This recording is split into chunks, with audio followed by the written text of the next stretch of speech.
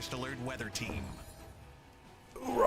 And then if you guys could just keep my mic open so that I can ask questions every once in a while to kind of give them a break if nothing's super crazy.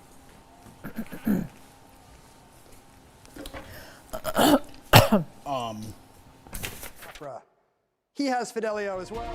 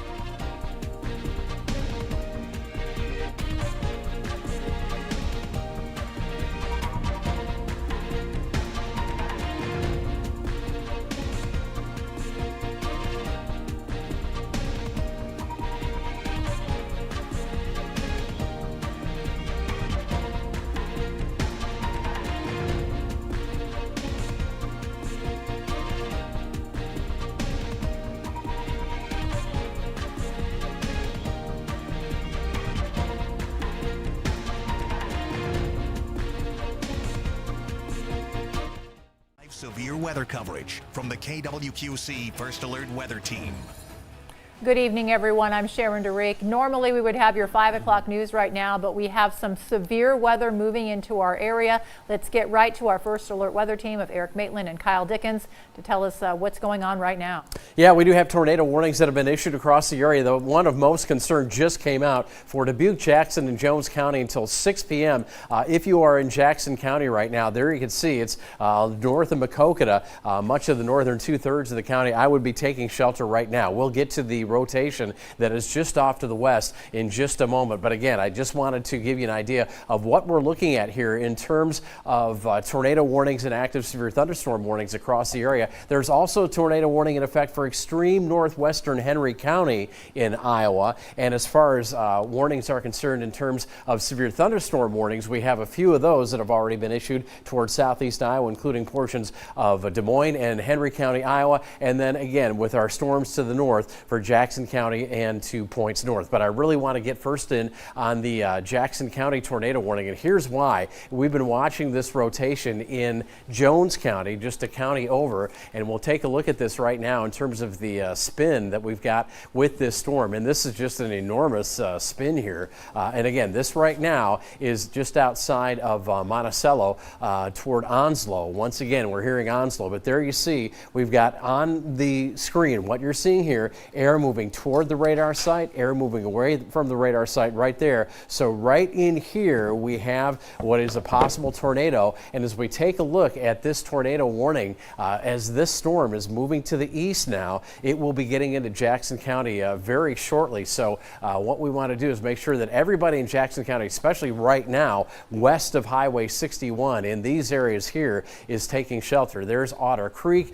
Don't really have any cities poking up right now. But again, if you're west of 61, north of Macomb in Jackson County, and for our friends over in Jones County, because we know we have some viewers there, you really need to take shelter now. There's Cascade, and all of this is happening just outside of Cascade. And as we take a look a little bit farther to the west, you can see that next town that's coming up here, Scotch Grove. There's, of course, Monticello, and this rotation here making quite an impact on our radar. So we need folks in Jackson County to be taking shelter right now. There's also another storm a little farther north affecting mainly Dubuque County right now. But right now, as far as that new radar scan shows, this has already moved quite a bit east. And there's our rotation, some strong rotation that we're noting from the radar site here in the Quad Cities. We'll back out a little bit, and in terms of the radar itself, give you an idea of this whole line now that we'll fill it in with the radar scan to give you the sight of what's happening with these storms. This is round two, of course. Round one now well to our north and east up in Wisconsin and northern Illinois, north of Freeport.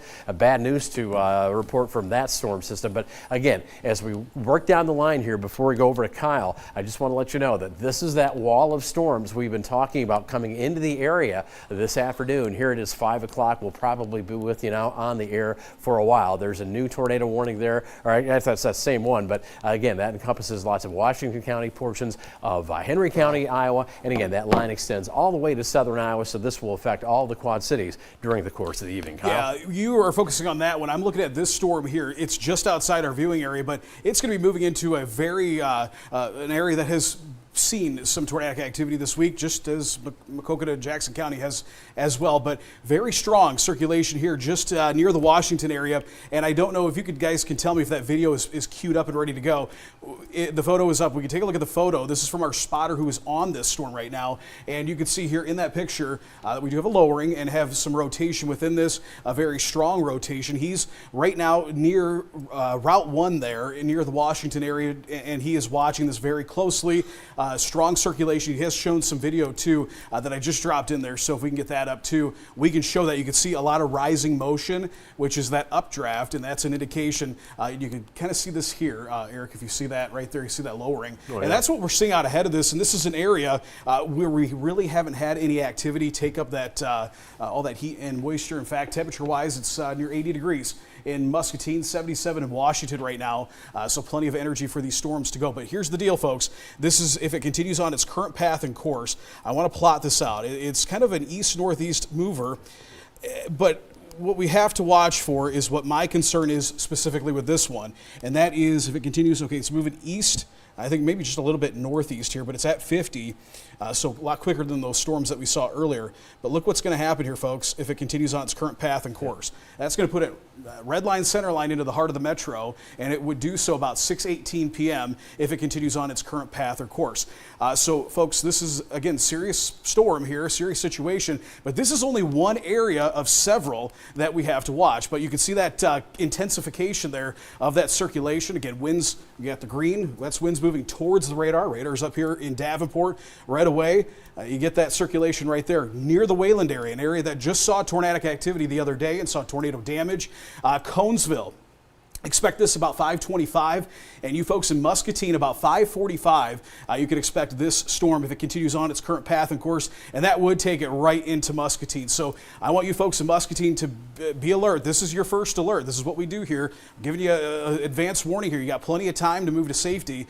Again, if it continues on its current path, course, and strength, which we expect it to do so, it's going to be moving into town about 5:45. Then again, we get to 6 o'clock. Buffalo and the Quad City Metro is where this particular circulation will be moving in if it continues on. Okay. Is there any way, guys, at this point to determine how high the winds are with this storm, or is it too early? We could do that. We can look into that. But right now, what we're anticipating is generally with any of these storms, we could get winds churn anywhere from say 55 miles per hour all the way up to 80 miles per hour with any of these storms. And what we're seeing now is, I think before we'll get these storms to get into that one line where they congeal, and that's when we get our peak wind speeds. But what I did want to show here with some of these isolated areas of rotation, there you can see Otter Creek about 519. This is back to our storm going through Jackson County, and then again getting back into Joe Daviess County. This was where round one happened earlier today, but Otter Creek about 519, 5:30 p.m. St. Donatus, Galena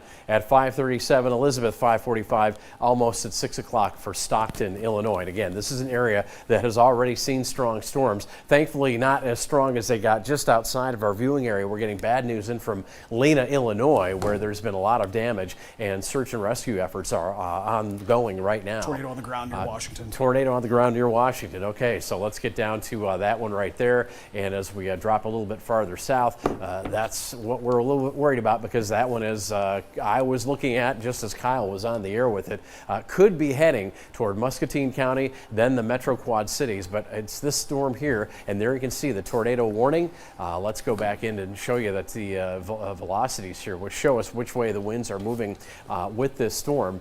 Maybe I have bogged out there. Do you have a better shot than I do? Yeah, I do, Eric. We can come out here. This is a very intense circulation. Look at this.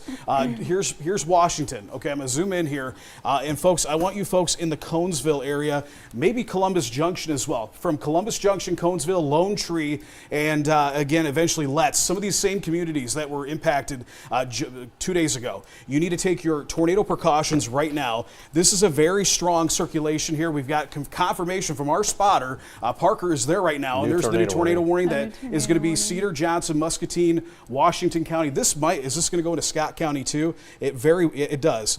So it also takes, or does not, excuse me, goes into Cedar County. So again, Cedar, Johnson, Muscatine, and Washington counties. This is a new tornado warning. And again, folks, I'm hoping that it does exactly what it's doing here with this, at least with this cone that they put out, that it goes a little bit more northeast. But it does have Muscatine and the Quad City Metro eventually in its path. But right now, Lone Tree, you need to take your tornado precautions. Also, Letts, and again, just near the Washington area as well, Eric. Yeah, you've been mentioning Lone Tree. We've got a timeline now. We will see this storm, this circulation, make its way to the northeast. Highland School 517, River Junction 523, Lone Tree at 526, with Nichols, Iowa at 533 with this storm that's showing quite a deep rotation there. And as I get everything off the screen so we can just show you what's transpiring in terms of the rotation. Again, I was not going deep enough into the zoom, but there you see south of Kelowna, Iowa, there's 218. So we're going to get Lone Tree on the map here, Conesville, West Liberty, and there you go. Watch this box here. Look at this box here. This is the newest tornado warning that just came out. And again, what the Weather Service anticipates is it moves in a continued straight line. But think of those hurricane paths where they get wider the farther out. That means there's uncertainty the farther into this storm you get. So that means anybody within this box, from West Liberty to Lone Tree, even Conesville, if this was to take a southern jaunt, you're kind of in the crosshairs of this one right now, or certainly could be. But yeah, that is a very deep circulation. Again, let me remind you what we're showing you here. This is the air movement. As you can see on the banner here, the wind, the circulation. Air is going away from the radar site here in red toward the green. It's going toward the radar site. So if you just think of a spin somewhere in there, just like having a pencil in between your hands. One hand goes one way, the other comes back the other way, and in between that pencil spins. That's exactly what we're looking at here. And again, as Kyle was mentioning, unfortunately it's on the map, but also unfortunately, it looks like it could take a path very close to the Metro Quad Cities and even Muscatine, some of our higher populous areas here in the QCA. Yeah, I'm putting some information here. I'm sending it to the National Weather Service. We briefly had, I want to mention this too, I'm going to go back in time. Wow, that is continues to intensify, but we briefly had a little debris drop out here, and I'm going to show you where. It's hard to tell exactly where, but right, and that's at the heart of that circulation there. A little bit of a drop out there. We've got a spotter. I'm looking at his video right now, and he is in that area as it hits. So we're going to put that in and get that on the air. So I'm putting it into our channel for the booth so you folks know, you guys know back there, appreciate it. We're going to get that up here momentarily and show you what he was going through. We'll need to take the audio down because as one would think when you're in a tornado or in the circulation, it's can be a pretty frightening thing. So again, we continue with that. This is just to the east of Route 1 right now. Wow, that is impressive circulation, Eric. We're going to continue here you folks in Conesville need to be taking your tornado precautions right now. We continue with a very strong rotation, but as Sharon was asking about the winds inside the storm, I wanted to kind of touch on that real quick because that is certainly a concern. And this cell in particular is kind of becoming, wow, look at that, folks, 93-mile-an-hour winds with inside this cell. Tornado or not, we have a very serious situation. We could either be talking about a very significant destructive situation with those winds, or we could be talking about a EF1 tornado. Let's take a look at the video, and you can see what happened just moments ago. This was as he was in the kind of the outer perimeter of this of the circulation, and you can see that little funnel there dropping down. And that's where he was. That's where he was at when that happened. I actually got some new video too that we will show here in just a moment as well, where he was in that. So, folks, I'm telling you right now. Again, there's that lowering right there. That's the wall cloud, and that's the area where that tornado did eventually jump or drop out of. And so he continues to be tracking that. That continues to be a tornado warning. We got a new severe thunderstorm warning. We'll get to that here in a minute. But folks, it continues to be a dangerous situation here for this area. And I'll do this. So we're going to back up here. And we do have that other tornado warning too up to the north. Yeah, but I'll take a look at that. Yeah, right now we're going to continue to watch the storm down in the Washington area as it approaches our viewing area. This storm here in Jackson County, unfortunately, folks. Yeah, let's take a look at those winds. Once again, we're in a situation up here. Second time today, and like the fourth time this week, where we've seen tornadic activity. Winds inside the storm, though. I'm going to go to base wind velocity here. Yeah, I had those that are over 60 miles per hour. Yeah, I think we're over 60 for sure. 30. So okay. Yeah, We've let's come take a down look. a I'll little just go bit. ahead and show you that because that's what I was doing over here when you were looking at Southern Storm. Yeah, it looks like right now we're just getting kind of a blast of wind out of this storm, and right now it seems like things have slowed down. But there you see 35 to 40 miles per hour, and again, this is you can kind of see the black box in here. That's with the red. That's our tornado warning. So kind of watching if we get anything maybe to spin up on the leading edge of this. Right now, nothing too evident, but we're certainly getting a big blast of wind right here, more so than any of the areas around it. So that's where our tornado warning for Jackson County continues, and that one I think goes till 6 o'clock. And as we zoom out to give you an idea of the relative position of this storm here, you'll see that again some of the areas that we had before. Let me try this way.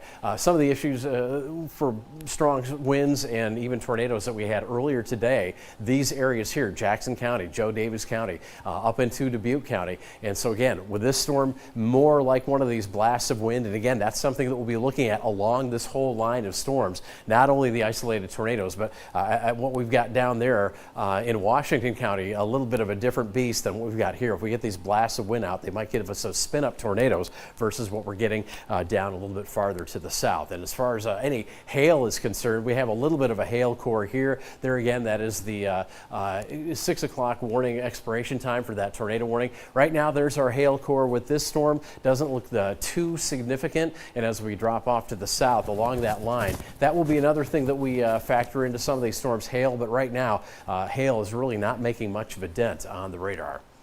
Okay, continue with a tornado on the ground here. We're going to go back to that. I got video. Video finally went through, but just to the west of Otter Creek is where I'm noticing that circulation. But what's happening here, and this is going to look a lot different than the one to the south. Here's why. This area, we've already had several significant storms move through, so the atmosphere has been worked over a little bit. But we have this where you see these greens and reds kind of smashing up against each other. That green is the outflow winds. We still have some pretty strong inflow winds here within this, heading right towards Otter Creek, the Route 61 corridor here, and again in Jackson County. Spin up tornado potential very high here. This is exactly what you would see when you would look at something like this, very high shear right now. So anywhere in Jackson County, you need to continue with your tornado precautions. I want to show this real quick, and then here's what we're going to do. We're going to take, so right now it's crossing 218. Let's take a look at the video. And I know that there's, we get that, make sure there's no audio on this because I have not vetted it. So they were watching this area. This is where that circulation was. Watch what's going to happen here in just a moment. As they were watching that, this was rain wrapped, and there you go. Right in front of you is where the tornado is on the ground. And you'll see the rain shift here in just a moment. You'll see debris start flying in front of them. They start backing up to get out of it because they are actually in the circulation, the outer wall of the circulation. Tornado, again, just in front of them. You see that dense area there where there is dust and debris getting picked up, and they reversed out, and it just missed them by a very small margin there. But we continue with that. He is saying that there continues to be a tornado on the ground. We got some new video, too, that we're watching here as well. They are saying it is right now. Yeah, I can see it. It is certainly on the ground right now with the latest video that he just sent in. So we continue with that, folks, and I'm going to tell you right now, I want to put this in motion to see where this is heading, and it is starting to take a little bit more of a northeasterly turn, almost northeast. If that happens, if this continues on this more northeasterly path and follows that warning, Wilton and New Liberty downstream, this will be an issue for you. That would take it to the northwest of the Quad Cities, but don't let that be a sigh of relief for you folks in the metro. Unfortunately, we've got more. This is just one area of this whole complex. I'm going to back things up and kind of go and take radar and thin it out a little bit and show you exactly what we're watching. So here's the whole line, and you can see we've got this cell in Jackson County, a little bit of a break between I-80 and to the north of that cell, but this is becoming a complex. Damaging winds and tornadoes are going to continue to be a threat as that continues off to the northeast. We'll be watching as this cell down here in Henry County, Iowa, where you're getting clobbered right now with some significant storms and damaging winds and hail with that. That's going to continue off to the northeast. Eventually, it will cross the river here and make it into the metro. Probably close to 6 o'clock, Eric, is when we expect those to make their way to the river. Yeah, that's about right in terms of timing. So let's go down the line and tell you what we're dealing with. Again, severe thunderstorm warning. This is for Dubuque, Jackson, and Jones County. There's a tornado warning over it, but let's just do severe thunderstorm warnings now. 70-mile-per-hour wind potential, tornado possible, hail, an inch in diameter, and that's considerable for damage, especially if we get the 70-mile-per-hour winds out of this storm. That's just been a little bit amended there, but as we drop down the line, we will find more severe thunderstorm warnings, and then we'll come up with the tornado warnings as well. And here you go for Louisa, Muscatine, and Cedar County, also Washington County. This severe thunderstorm warning goes till 6:15. Again, 90-mile-per-hour winds here. Possible tornado. We've been looking at that on the radar. Destructive winds and large hail. Then we drop a little bit farther south. This is for Henry County, and we'll get this one to come up here. Henry, Jefferson, Washington, only a few of those counties in our viewing area. This severe thunderstorm warning, this goes till 5:30. Tornado possible with these, and as we work our way back up the line, again, we've got the tornado warnings that we've been talking about. This one here, Kyle might have some new information on this one in just a moment, but it's this tornado warning here, new tornado warning for, the warning that we've been talking about for Cedar, Johnson, Muscatine. This goes till 6 p.m. And again, off to the north, we were talking about that tornado warning overlaid on our severe thunderstorm warning. This for Jackson County. That goes till 6 p.m. as well. Yeah, they just that warning that we were talking about, you heard it here first, folks. We've got that report. They've now turned this into an observed tornado because that's based off of our reports. And we've got Parker there. We've got some live video we're watching, too.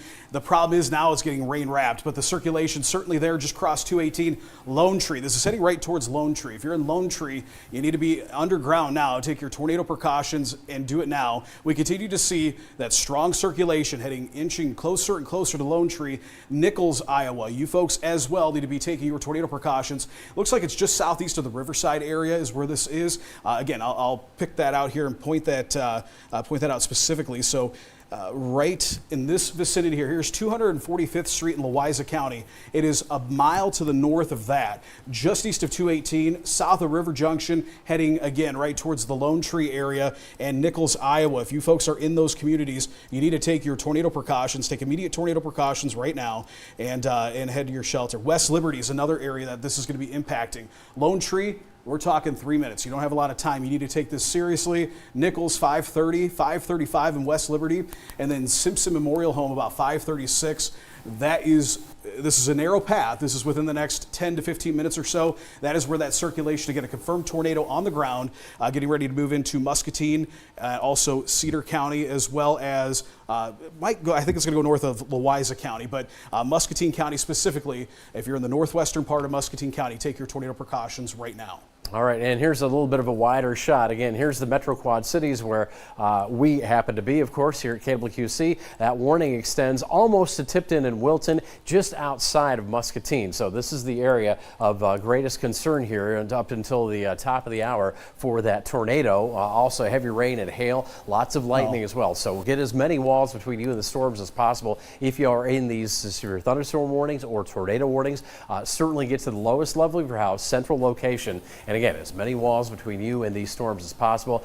This is the second wave now coming on through, and as these storms start to get a little bit stronger and start to congeal, that overall wind threat will increase for more areas. But right now we're looking at these isolated rotations, especially this one here, which is our confirmed tornado, and this warning continues. There you see south of Iowa City, down Highway 6, there's Wilton, there's Muscatine, and as we get in a little bit closer, again, you'll notice some of the areas most directly affected not only by heavy rain, and that's going to be a problem too. Again, rain-wrapped tornado here. So right in this area here, there's Riverside, there's Hills, there's Lone Tree. You need to be in your shelters. Eric, I just want to stay with Eric here real quick. The storm he is on right now, they just changed that warning, that severe thunderstorm warning, to destructive with 90-mile-an-hour winds inside the storm. And so again, not only is this a tornado producer, this is also a destructive storm now, as it is warned for 90-mile-an-hour winds.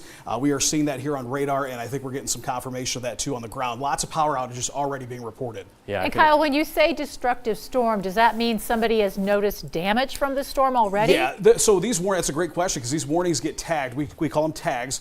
Considerable damage threat is when, okay, we could see some, maybe getting into some low-grade structural damage, but it's life-threatening at that point. Once you see destructive, it's the same rate as a tornado, and you want to almost treat it like a tornado warning. So that's why we go on the air for those destructive and considerable damage threat storms. And just one thing to remember is several years ago, why we take these seriously, not just tornado warnings anymore, is we had that group of kids that were out camping in the morning, and a derecho came through and a tree fell and killed them. So that's why we take these warnings seriously. There's a lot of people out and about. It's 5:30 on a Friday. So, if you are one of those people that are out and about, you need to move inside. Now, everybody in our viewing area is going to be affected by these storms one way or another. Doesn't mean everybody's going to see severe weather, but everybody's going to be affected by these. So now's the time to be inside. And here's the deal too, as if a warning is issued for your area, these storms are moving fast enough to where it's going to be pretty quick before it's on top of you. So take the warnings seriously.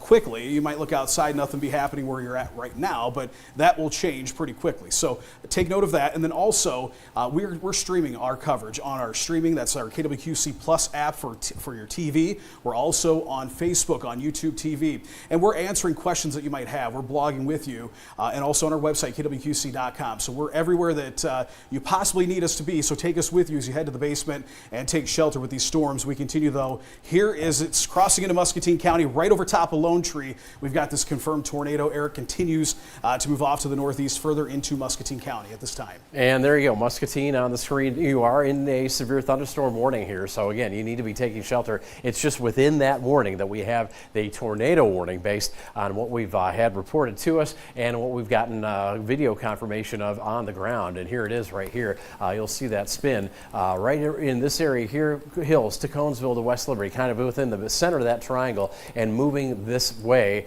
There you can see the outskirts of our tornado warning box made for this one, and if this continues to move this straight line with a little bit of a right turn to it, as we've been talking about supercells today, might put it more toward Wilton, just outside of the time of this warning, which is expiring at 6 p.m. So we'll keep tabs on that, and as we move on out and turn over to radar here, we'll let you know that again, obviously that's a dangerous tornado, but as we move on out and reposition things here, not the only storm in town, and it certainly won't be the only storm over the next few hours as we continue to see this line of storms that extends now from Joe Davis County all the way back to southeastern Iowa, making its way into the area. And again, the potential here, 60 to 70 plus mile per hour winds winds, hail, lots of lightning, torrential rain.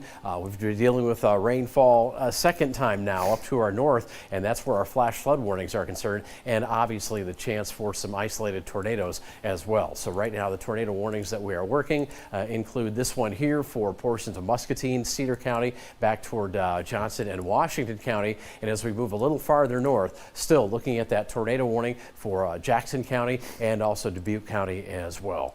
Yeah, I'm looking at some of our cameras here in this area, and that's always very helpful when we track these storms. And I'm really concerned, I think, at this time with the situation that's happening here to the southwest of the Quad Cities, specifically this area near the Lone Tree area, heading up towards West Liberty. Lone Tree, West Liberty should be in your tornado safe spot now, but as it continues off to the northeast towards Wilton, the I-80 corridor here, maybe as far east as Walcott, but might go west of Walcott. This thing has taken a much further northeasterly jog in comparison here to the easterly jog it was once on. We have a new warning here. We'll take a look at that here in just a moment. Cedar, Dubuque. Jones and okay, severe thunderstorm warning. And what's the Deanna? Can you tell us what's the tag on that? Is that still tornado possible? Tornado possible. Any considerable threat or? Let me look into it. Okay. As you do tornado so. possible. Radar indicated hail threats.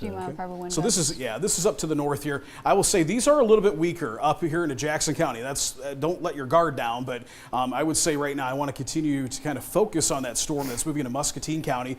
But we're not forgetting about you folks in Jackson and Dubuque counties up to Joe Davies County. We continue watching this very closely, but you'll notice here the colors aren't as bright. They're not matching up in that circular pattern. This is more indicative of a line, like almost like a gust front with a little spin-up tornado. This is more typical with what we see around here, comparing that to what we just saw move through with round one into the Joe Davies County area. But we want to continue to watch that. It's much more broad, and you can see here we have that gray line here. That really indicates it's more of an outflow dominant situation, but where we see these little notches, we call them inflow notches, so that's where we could be watching for a tornado in that area.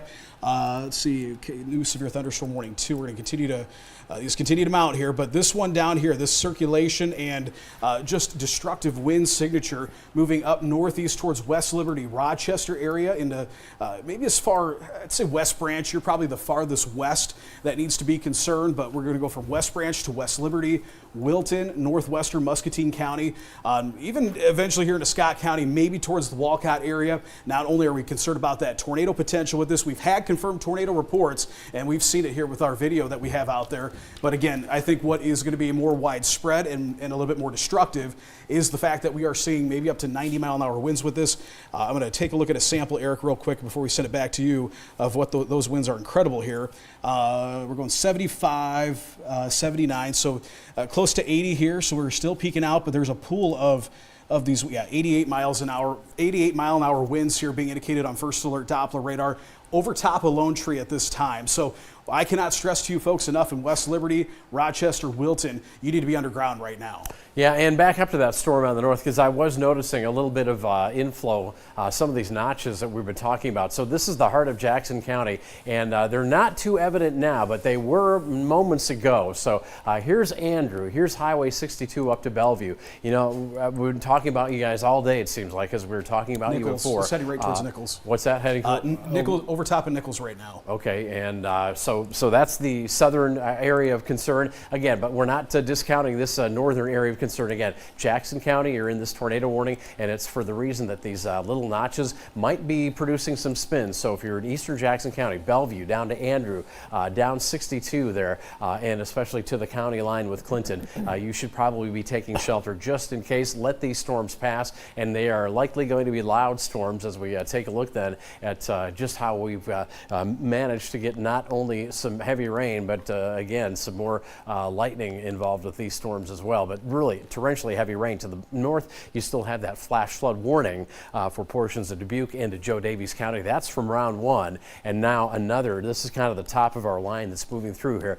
Round two kind of moving in. And before we go back to Kyle, just to take a look at how this line is evolving, again, all the way down through eastern Iowa, from Highway 20 down south of Highway 34. It's once again a line of storms that we're going to be watching this entire evening as this continues to move to the east. Yeah, looks like we might have a new tornado warning here, but I want to let you know, as this storm continues to move into Muscatine County, not only are we streaming, we're also being simulcast right now on KWPC and MC 93, that's 93.1 or 95.1 and 860 AM there in Muscatine County. So we appreciate you folks joining us for our coverage. We're going to continue to watch this. There is a tornado warning for Muscatine County.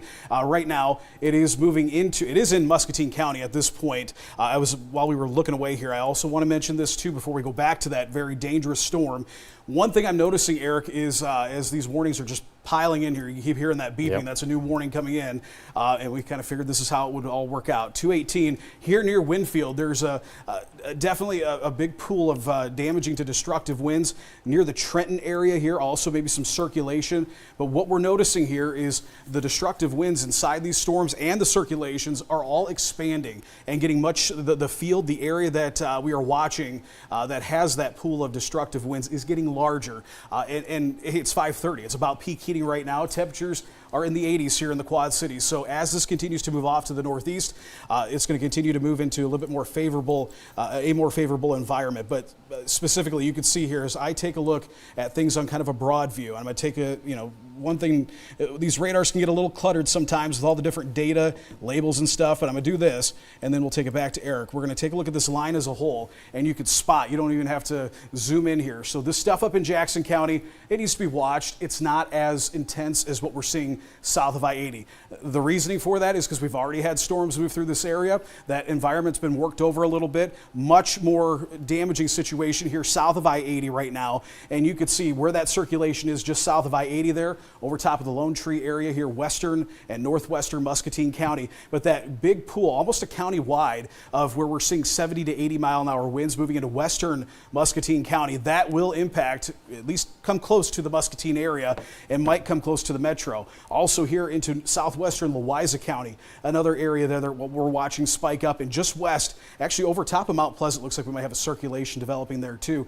So you can see south of I-80, much different story than north of I-80. Very dangerous storms and dangerous situation is, again, we can see winds up to 90 miles an hour and several pockets of circulation. And at times, Eric, we've had some confirmed tornadoes in that area. Well, Yeah. and can I just interject, guys, absolutely. really quick? According to a report from the National Weather Service, this southern warning, the one in Muscatine County, does include a section of Interstate 80 between mile markers 254 and 266. So if you know anybody traveling on Interstate 80, that is definitely something they need to be warned about. Yeah, and with this wall, I mean, generally from north to south, it's definitely between here and Iowa City now that you don't want to be on the interstate, because if you're going west, it's going to come right at you, and you're not going to be able to do much other than to get off the interstate and find some place to ride it out. If you're going east, a little bit of a different story, but as we come along here and show you the wall of warnings in Iowa, the TV6 viewing area, only Scott and Clinton County are counties that are not under warnings right now.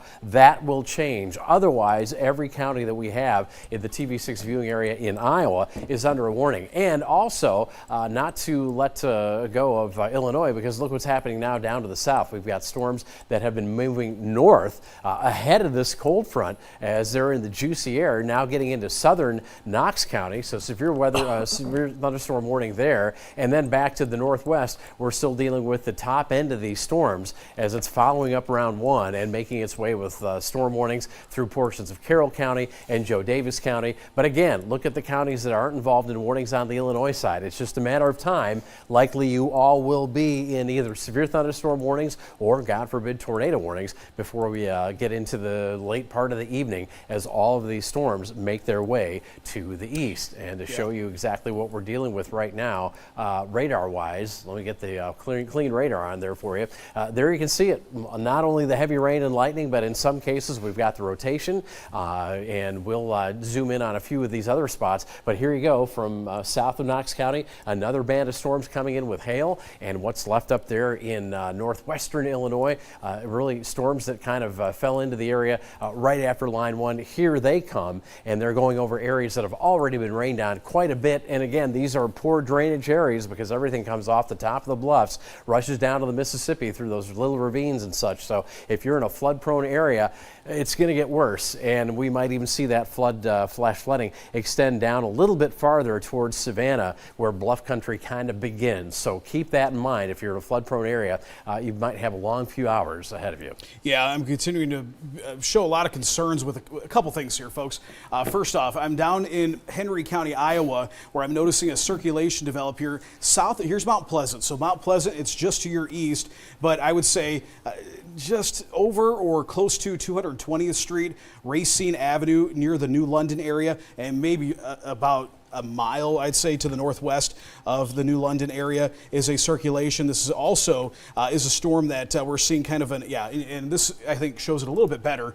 Here's New London, here's those grays starting to dot in there, but also some damaging to destructive wind potential west of Mount Pleasant. So if you're Mount Pleasant, you want to be taking shelter. But we go up to Louisa County. I'm going to kind of go from south to north here with the most significant of these storms. And what I'm looking for is a couple things, circulations and winds. So 70-mile-an-hour winds, and I think that's going to be kind of, I've been sampling some 90s in here too. So as we see those areas, those little pools where that green becomes blue right there, this is County Road W66. It's going to head right over top of Columbus Junction. So Columbus Junction, get ready. This destructive storm is going to be moving into town. Route 92, Grandview going to be impacted. County Road X37. The most significant portion of the storm might go just barely to the northwest of Wapello, but if you're in Wapello, take shelter. Grandview, Letts area. Back up here, though. Oh, wow. Look at this near West Liberty. Yeah, we've got that is a circulation. Word on from the EMA from Muscatine County. That's the emergency manager. We've got circulation that they're noticing right there, West Liberty. So if you're in or east of West Liberty, especially east down Highway 6, you really need to take shelter because that is quite the rotation signature right there. And as we give you a little bit of room here to show you where it's probably going to be on the next radar scan, West Liberty goes off the screen, but there's Atalissa, and then again down the road we go right down Highway 6. There's Moscow, and you'll need to take shelter in these areas. Once again, you can see that we've got this little notch here that's indicating rotation right on 115th Street and some of the other streets there south of the Cedar Muscatine Road. 100th Street is that near 111th Street, really between West Liberty and Atalissa right now.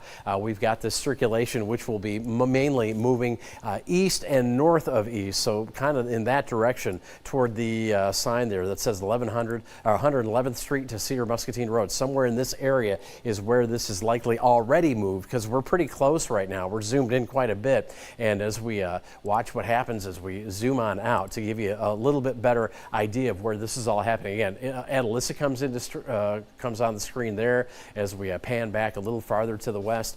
There we go with Durant and Wilton. Again, that Highway 6 corridor, there's Interstate 80 off to the north. So if you are in these areas, you need to take shelter now because it looks like that rotation has developed just on top of West Liberty and is moving to the northeast at probably, the last time I saw a storm movement there is about 45 to 50 miles per hour. So that'll be closing in on these areas to the east rather quickly. And do we have a time estimate on when it would reach some of these towns? Yeah, let me I actually have that right up here ready to go. And I was just going to talk about this because a lot of people want to know, here in the metro, when's this going to hit? One thing I'm noticing here is we've got that circulation right over top of Route 6 crossing into Cedar County. Now, Durant, Wilton, folks, you need to be taking your tornado precautions right now. But aside from that circulation, Eric, this is what's concerning me too, is the expansiveness of this pool of 70 to 80, maybe 90-mile-an-hour winds. It's pretty much the entire length or height here of Muscatine County. So we're talking like a 30-mile stretch of very strong and possibly damaging, maybe even destructive winds.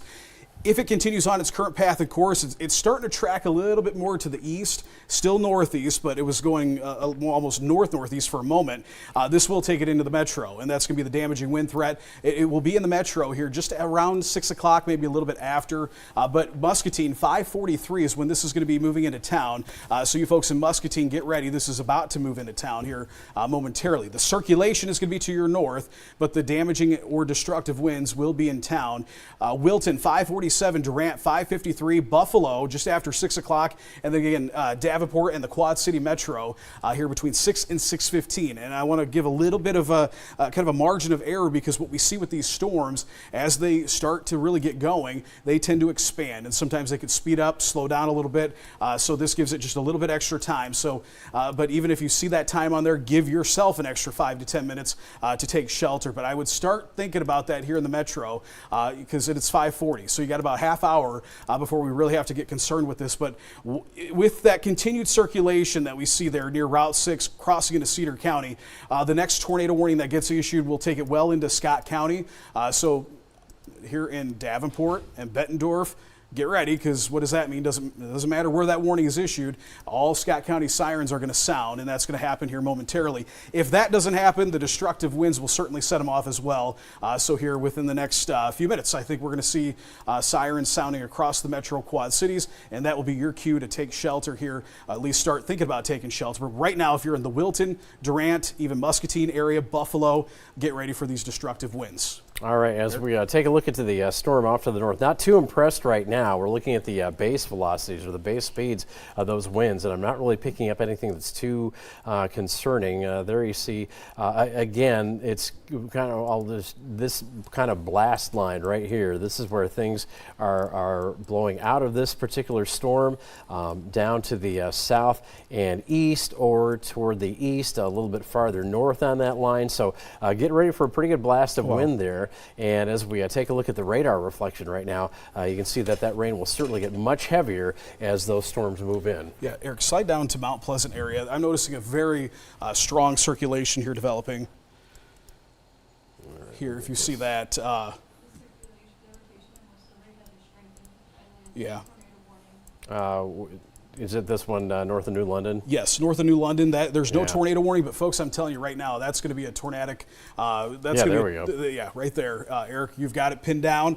We got to watch that very closely here, folks. That's a strong intensifying circulation. All right, again, that's just north of New London. There's Winfield. This will be, if it's moving toward the, kind of like everything else here, kind of toward the east, northeast, Minneapolis, folks, from Wapello down to Minneapolis on 61, even south of 61. Maybe more toward the heart of Des Moines County there. As we back out, you'll get a little bit better idea of what we're looking at. This is the rotation right now, and there you can see Burlington down the road. There's Highway 61, rotation right here east of Mount Pleasant, moving probably as these boxes have been showing, that general just north of due east movement. So as far as where that's going to put this rotation, and it's a pretty good reflection there of rotation. We get a little bit closer in, try and get some, okay, right over Mount Union. Morning Sun is in the way here. Roscoe probably in the way of this rotation, moving to the east-northeast over Pleasant Grove to the north and west of you right now. So these areas need to take shelter. You see Oakville back off a little farther to the west. Let me get toward Pan here so we can, again, let folks like you in Oakville know. Also in Kingston know. The Odessa Lake area. If you're in a cabin in one of those lakes, on that lake, I should say, you should probably be taking shelter. Minneapolis as well. Be taking shelter now. I've got more warnings coming out. Tornado warnings include Scott County. Yep, Scott County. This is going to be a real good chunk of Scott County here. It includes Eldridge. It does include Walcott, just a little bit of Walcott. Dixon, Iowa. Scott County is under this. The Metro is not included under the warning, but once again, I'm going to reiterate something. Scott County sounds the sirens as a whole. You'll hear the sirens start kicking off here any second now. But I want you to not just worry about this tornado warning. I think a bigger deal is going to be those destructive winds that we continue to watch.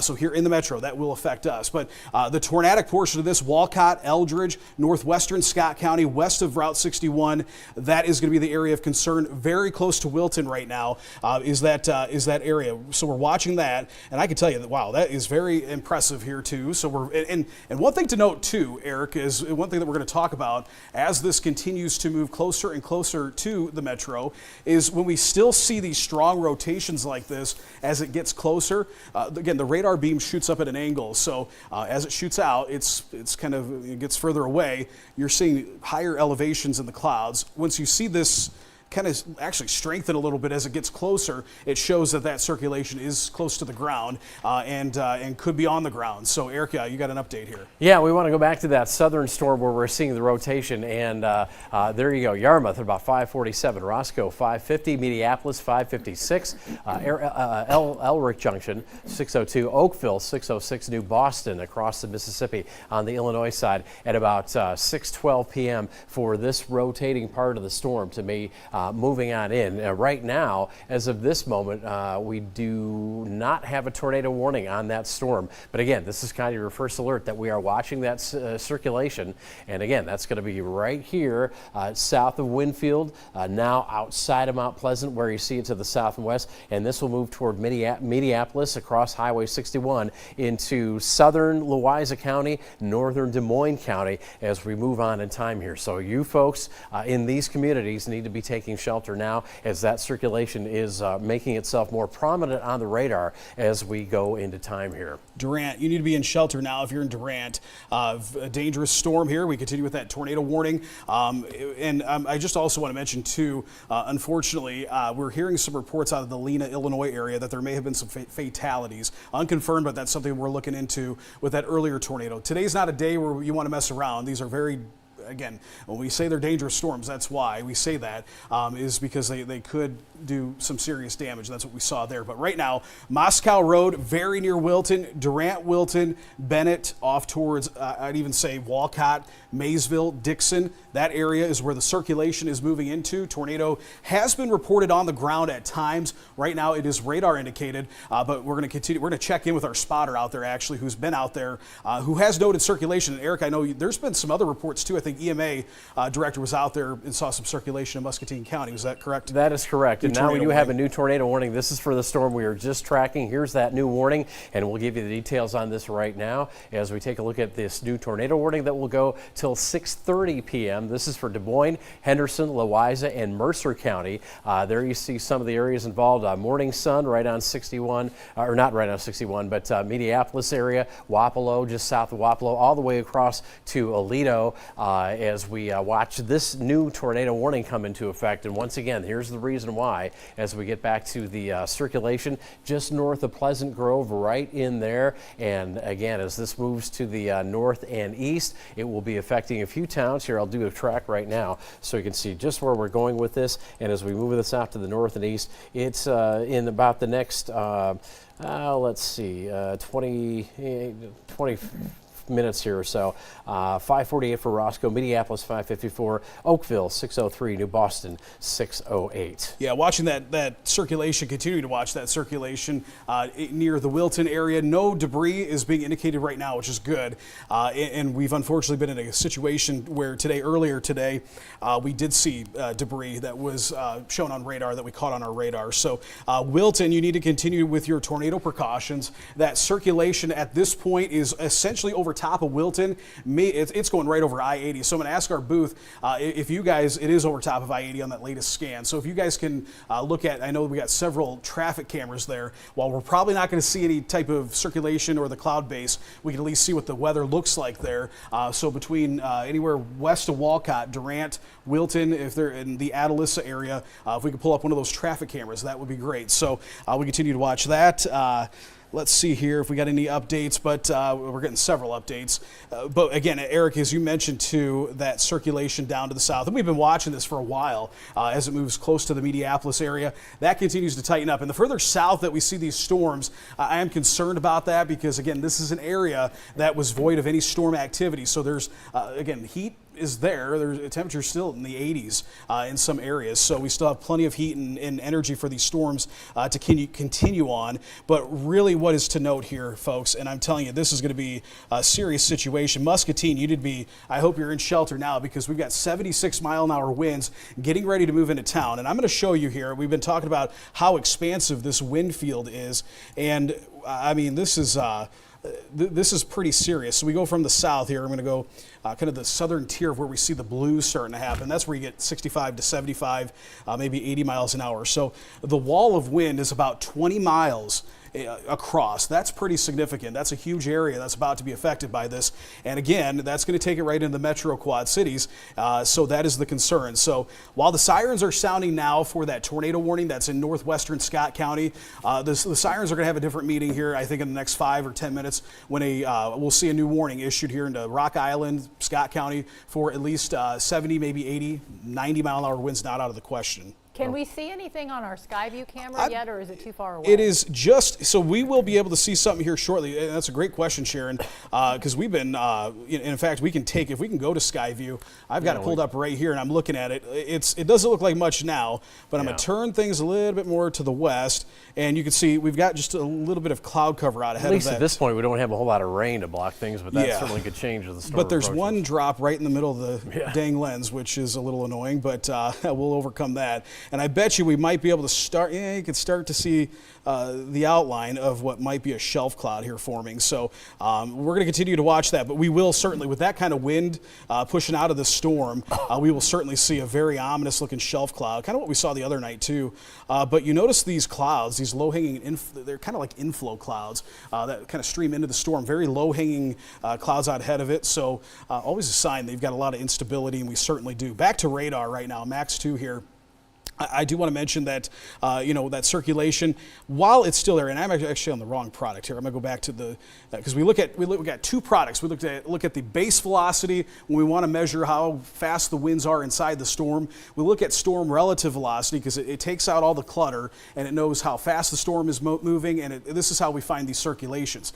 Durant, that circulation, albeit broad, that has broadened out a little bit, which is good news. Wilton, Durant, up towards New Liberty, heads up, because we still have that broad circulation, not to mention the potential for those destructive winds. All right, and as we go back to our our tornado warning to the south here, again, this goes till 6:30, and it includes portions of Mercer, Henderson, northern Warren, Des Moines, and Louisa County. I just want to put this in perspective. First of all, as we go back to what the concern is here, that would be the wrong button there, Eric, but we go back to what the concern is here with this warning. And again, we're dealing with this rotation that we've been seeing right there. Just you see it now in Minneapolis. I want to get close in to show you who's in line for this next, and then I want to widen out to show you a few other things. But first of all, who's in line for this rotation next? Where we've got the circulation, morning sun, pretty much right there on morning sun.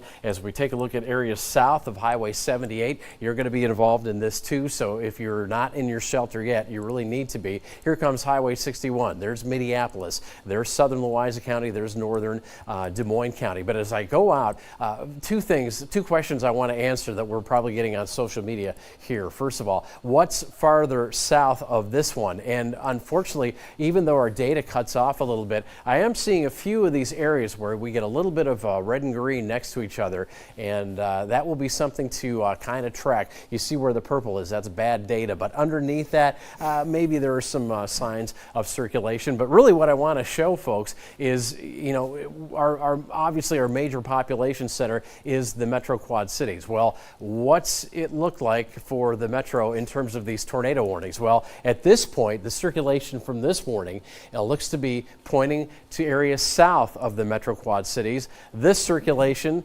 pointing to areas north of the Quad Cities. So does that mean the Metro Quad Cities won't see anything in terms of tornadic weather?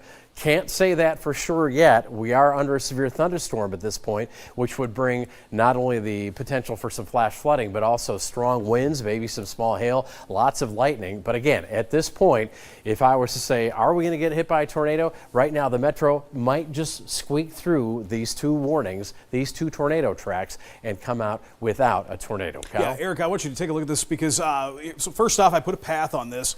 This is the entirety of that line of destructive winds. Right now, Weather Service with this warning is going 70 miles an hour, but we're starting to see a little uptick, especially in the areas, I think, right over top of Muscatine. I'd like to see, I know there's some Muscatine cameras that we can tap into here. We're going to take a look at those and see what it's like there. If you are in Muscatine too, let us know what you're seeing where you live. But very fast moving. The speed has picked up quite a bit, and they're going 70 mile an hour forward speed with this.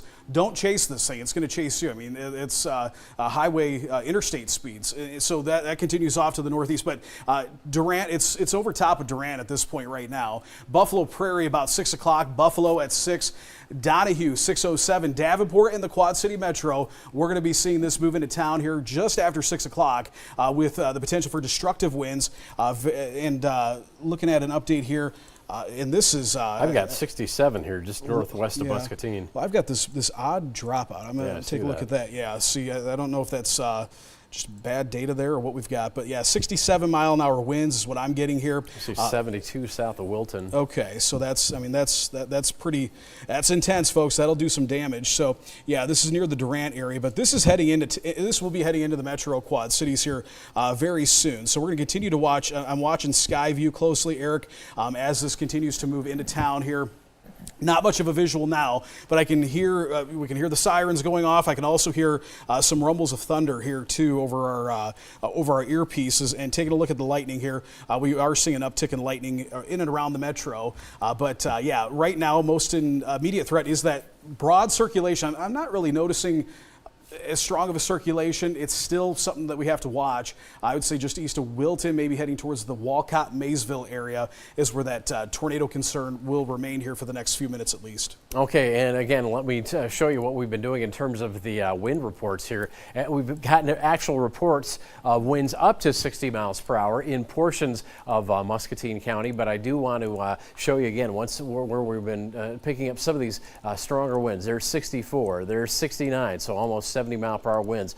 There's 63 back down west of Muscatine, 55, so they might be eventually slowing down a little bit, but still, these are very strong winds as we take a look around Muscatine itself. So 50 to 70-mile-per-hour winds. As Kyle was speaking, I had one, I can't remember right where I put the query box there, but 71 miles per hour. So a strong band of wind moving through Muscatine County right now, and Muscatine itself right on the right in the heart of that. Now, unfortunately, look at this. We're coming right down the Mississippi River. Do you know anybody who's fishing today or decided it would be a good idea to get out on the water? If there's somebody that you know that might be on the water, make sure you give them a cell phone call and say, hey, it's time to find the nearest dock and get off the Mississippi, because these storms are coming, and I have a feeling that as soon as that wind catches up with the water, we're going to see some whitecaps along the way. But here's a look then at our radar signature. Very intense rainfall, lightning. There's some small hail that could be right around Muscatine. And then as we take a look again at not the base, but the storm circulation, there you can see our circulation itself kind of becoming a little bit more convoluted right now, which is absolutely good news. But as we move on out to see anything that's a little farther south, we still have, and let me zoom into it here, what's going on down here now into extreme northwestern Des Moines County. Still some rotation right there as it's still playing out just south of Morning Sun, now past Mount Union, but perhaps getting closer to Minneapolis. There's Pleasant Grove, and we're at the rear end of this tornado warning. There you can see the box itself, and our circulation, again, kind of right here. Air moving toward the radar site here in the Quad Cities, air moving away, so that sets up our circulation right there now in northern Des Moines County, just a little west of Highway 61. I would say by this time, perhaps it's already over 61, as everything, you know, might be a radar scan or two behind. But you can see how we fan this box out, that with that circulation there, Keysburg, New Boston, make sure you're taking shelter in adjacent areas farther into Mercer County. Take shelter now. Okay, real quick here, I'm going to show this. I expanded just to get some more communities in this path, since it's such a broad area of damaging to possibly destructive winds. New Liberty, it's about to move into town. And as it's 5:58 now, I do want to mention too, you're watching the 6 o'clock news, or would be watching the 6 o'clock news here on KWQC TV6 in Davenport, Iowa. Thank you for joining us. We're going to continue with our storm coverage as we have several tornado warnings, including close to the metro, and destructive severe thunderstorm warnings that continue on here. We continue with a new severe thunderstorm warning. We'll get info on that. But here is when we expect these to move into town. So Walcott, 6 o'clock. Dixon, Iowa, 6:03. Bluegrass at 6:04. This will be moving into Bluegrass right after the top of the hour here. Eldridge, about 6:10. here in the Quad City Metro, here in about 15 minutes, this will be moving into town. And we've been pretty consistent on that 6 to 6:15 time frame. Pleasant Valley, 6:20, and then eventually Moline about 6:20 as well. That is when you could expect the damaging to possibly destructive winds to move in. But here's what I'm very concerned with, Eric, is I'm noticing a big time spike, not in a good area. It's going to head right into Davenport here. Look at this pooling right near the Walcott area. I bet you we're probably 64, so close to 70 here, 67 mile-an-hour winds. But we're seeing that kind of expand. So 70 mile-an-hour winds will be moving in momentarily here, and I'm going to take a look at Skyview. We might start to see might be getting closer kind of here, getting, if we can take a look at Skyview, we can show that here. Now, Kyle, when these winds hit, is it just the very leading edge of this front, or will these be sustained winds for quite some time? Well, they're going to be, that's a good question. It's going to be initial, but with this type of setup that we have today, it's not going to be just one quick gush of wind and it's done, unfortunately. What we are going to have is going to have for maybe 5 to 10 minutes, you can see some sustained winds, maybe as high as 70 miles an hour. So that will certainly be the concern here with these as they move in. It's not going to be just a quick shot of wind and boom, you're done. This is going to be a higher end event where you do get those sustained winds, and that's why you do see a lot more widespread damage with a situation like this.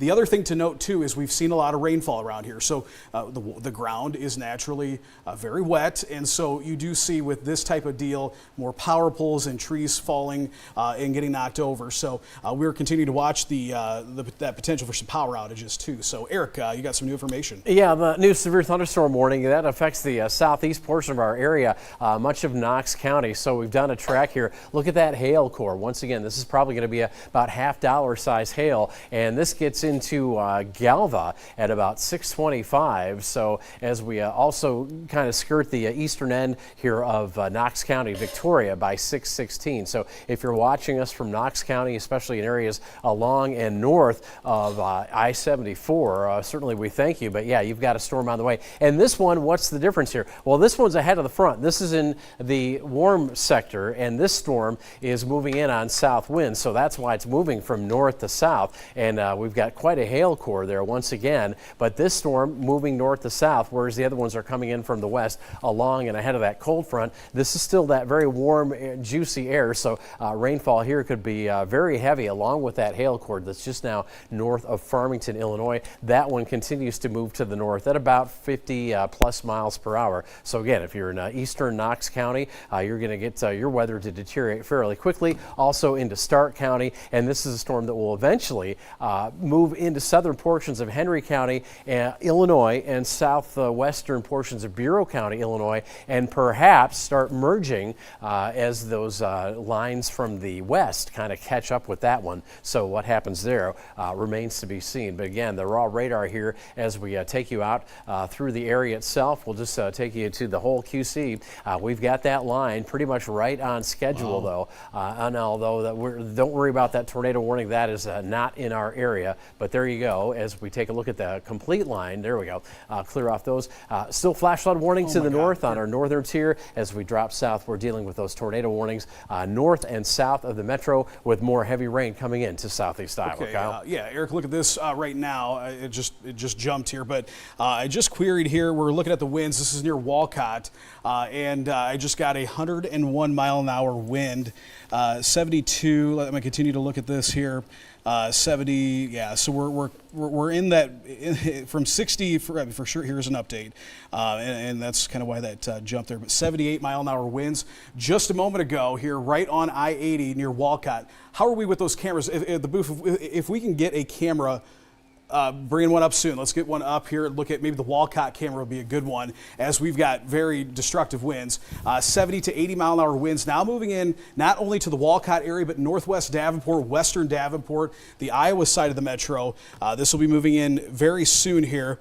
Take a look at the Walcott I-80 camera right now, and we can see what's happening there. And so Yeah, this is just. I think this is looking to the west. Yeah. You're looking into it, but just to the southwest of where this camera is where we are seeing these destructive winds. So A little dark on that side. A little dark, but yeah. Of course, sometimes we get lucky, but usually they're pointed down. So. Yeah, but you can see there it has not where this camera is located. And while it's Walcott, I think it's actually a few miles east of Walcott itself is where that particular camera is located. So we're seeing that as it approaches. Let's keep an eye on that camera, guys. And once you see things kind of start to deteriorate, we'll take that again. Yeah, you know, everybody knows the Walcott, the big truck stop there. Hopefully they've got people in shelter because this is about to be a pretty wild ride for them. Here's 82-mile-an-hour winds right now. This is, again, just moving into Walcott right now. And this is taking a little bit more of an easterly turn. And so, again, that's my concern with the Metro. So now they just upgraded that warning here for the Metro and now are tagging it as destructive for that potential for 80-mile-an-hour winds. So they're seeing what we are seeing here, and I'm gonna get that information. It's gonna keep getting that tornado warning. We'll get here you go. Just considerable damage threat. We'll see this update here momentarily. They just updated that in our chat. Tornado possible too with this, and hail's not as much of a concern. But again, Clinton, Muscatine, Rock Island, and Scott County, we continue with this the severe thunderstorm warning until 6:45. But again, I'm watching very closely here on the northwest side of Davenport and to the west as we're watching some significant winds that would be destructive in nature. So we'll continue to watch that, Eric. All right, we go back to the south. That circulation that's into areas now east of Highway 61, southern Louisa County, northern Des Moines County. There you go, Keysburg, as this jumps across the river shortly. Keysburg at about 6:10, Ogle 6:13, on to Joy at 6:16, and Aledo by about 6:22. Obviously, we like to say take about 10 minutes off of these times across the board just to be extra safe. But there is the leading edge of that storm as it's just about ready to cross over the Mississippi River. There you see New Boston on the map there. And as we come out a little bit, we'll be looking more for those storms that are a little bit farther off to the south. Widespread heavy rain with those and a lot more lightning, as you can see, as we get down a little bit closer to Burlington. This will be sweeping into Henderson and Warren County as we have a phone call. There you see lots of lightning. That line of storms, Henderson, Warren County will be next, northern Hancock and McDonough County as we get the, okay, so that's, explain. Yep, so I'm gonna go, so I was just talking about that. Us, yeah. Yeah, that is in that alarm there, that it must be a new EAS tone that they have for the phones, but that is that severe thunderstorm warning that is issued. It's tagged destructive, and so what that does, it kind of falls into that same category as a tornado warning, and your EAS goes off on your phone because it is a dangerous situation. So we continue to watch that. Again, you saw it here. We talked about it as we were looking at radar here. That warning is now in effect here. Essentially, I mean, it is centered on the Quad Cities, and it is for that area that we were talking here near Walcott, that big pool of destructive winds right here, up to 80 miles an hour, 80-mile-an-hour winds. Folks, it is moving right down I-80. So I hope if you know anybody traveling right now, anywhere in the Quad City Metro or really anywhere in the area at this point, this continues to be a significant situation. But I'm telling you specifically, if you know anybody that's in the Metro right now traveling, they have just a few minutes. They need to get off the road, especially I-80. This is going to be heading right towards and kind of right down I-80, kind of towards the east. But Eldridge, and here's another thing too. There's still a tornado warning up here. And look at just to the west of Eldridge, Eric, we've got another inflow notch there forming. So that's showing circulation there. But the Metro Quad Cities and to the north, this is really favored on the Iowa side of the Metro. That's still, Illinois side, you still want to be taking your tornado precautions and taking shelter immediately. But I'm noticing here near Eldridge, and that's just to your west, right over top of Walcott, we got some circulation, but the biggest thing is the wind, and that is why you're hearing the sirens here in the Metro. Your phones just went off. That is because we have the potential to see destructive winds, maybe as high as 80 miles an hour. So going back and let's query some of the winds, and there's 77-mile-an-hour winds just to the north of Walcott is where I've been noticing some of the higher amounts. There's 84. We got an update coming through here on this, so we're going to take these, and I don't know, I've never seen it where it drops out like this, Eric, where the data just kind of disappears. Kind of odd. So 77 there. Yeah, 79. So we're right on that 80-mile-an-hour cusp here, but we are still seeing some according to our radar, to First Alert Doppler radar, there is some signs also of some rotation. So I want to go back to the product that we see a rotation. Okay, I'm going to share this update because this is a very important update. Yeah, seeing 80+ mile-an-hour winds on our radar under 1,000 feet. That's from so mentioned 80+ winds in the Quad Cities, especially the Iowa side. So the National Weather Service is right here. They're looking in, that is incredible. And that's something I just thinking of, probably 3-4 miles away from the core of this. They're looking at this, at the surface of the storm, at the base of the storm, near the surface. This is going to be a very significant deal, folks. You need to be in shelter. If you're in the northwest side of Davenport, I'd say all of Davenport right now, Maysville, Eldridge, over towards Bettendorf, LeClaire. You get up here towards Cordova, you as well. And again, on the Illinois side, Rock Island, Moline, East Moline, you folks should also be taking shelter. But it does look like the core of these very significant and destructive winds might stay on the Illinois side of the river until we get up to LeClaire, then it crosses over near Port Byron and those areas. So back into the storm, and then I'll take it back to Eric, and I'm going to take a look at Skyview and start working on Skyview here. I want to take a look at some of the winds again, 76 mile-an-hour winds. Right now, Walcott is getting rocked right now with some very damaging and destructive winds as this continues to move in. So yeah, anywhere from 70 to 80 mile-an-hour winds is what we're picking up on First Alert Doppler radar. And as I mentioned, that's at the base of the storm, so likely those winds are reaching the ground, Eric. All right, yeah, and same thing is happening off to our south. Again, we mentioned those storms coming in from the south, well ahead of the cold front. You can kind of pick up as these storms move this way, and I will show you that on radar. Watch what's happening here. These storms are coming in from the south, but as you notice, as we go back to that same product that Kyle was using for the Metro Quad Cities, you could see those little areas of light blue. So let's talk about these areas getting wind now. This is the southern half of Knox County. This is Warren County, approaching Highway 34 there around either side of Monmouth. And there you can see Roseville also getting some perhaps strong winds. But as we look into here, we'll try to find out what the winds are doing, maybe over 63 mile-per-hour winds there, just approaching areas just west of Monmouth. There's another one, 65 mile-per-hour winds. We go into Knox County, not quite as extreme there as south of Cedar. Those things aren't quite registering the same way, but we'll go south of Roseville, see what we get there. 53 mile-per-hour winds there, and these are all winds that are moving from south to north. So right now, the heaviest corridor of wind right here in Warren County is just south of Highway 34 between Galesburg and Monmouth, moving that way, probably on the eastern side of Monmouth. I think Cameron's in there somewhere. And then as we move these storms to the north as well, eventually they'll probably be overtaken with and merging with the storms that we have off toward the Metro Quad Cities and that whole line that's coming in from the west. As a matter of fact, let's see if we can kind of time that out, maybe at least give you an idea of when that might happen, because these storms coming in from the south, yeah, they're about ready to merge with these storms. Boy, Henderson County, right in the center of Henderson County, just outside of Burlington and I think Gladstone there, that's right where we're going to see some of these storms get overtaken by the line in from the west, and that will just continue to work its way down this line of storms. But as we look at this area here, this hail core, this will likely make it well into Henry County, maybe Bureau County, as it's going to skirt that line by the time it gets caught up with these western storms moving in. Anything interesting on Skycam? You're starting to see this lowering. I want to stay, if we can come back out here, because I want to show this, a couple things. First off, want to get some times of arrival, because I know a lot of folks wanting to know when this is moving into town. It's very close to moving in, and I'm getting reports from viewers too through Facebook are messaging me saying that these winds are very destructive that are moving through the Walcott area. Eldridge, 6:15, this storm is going to be moving into town.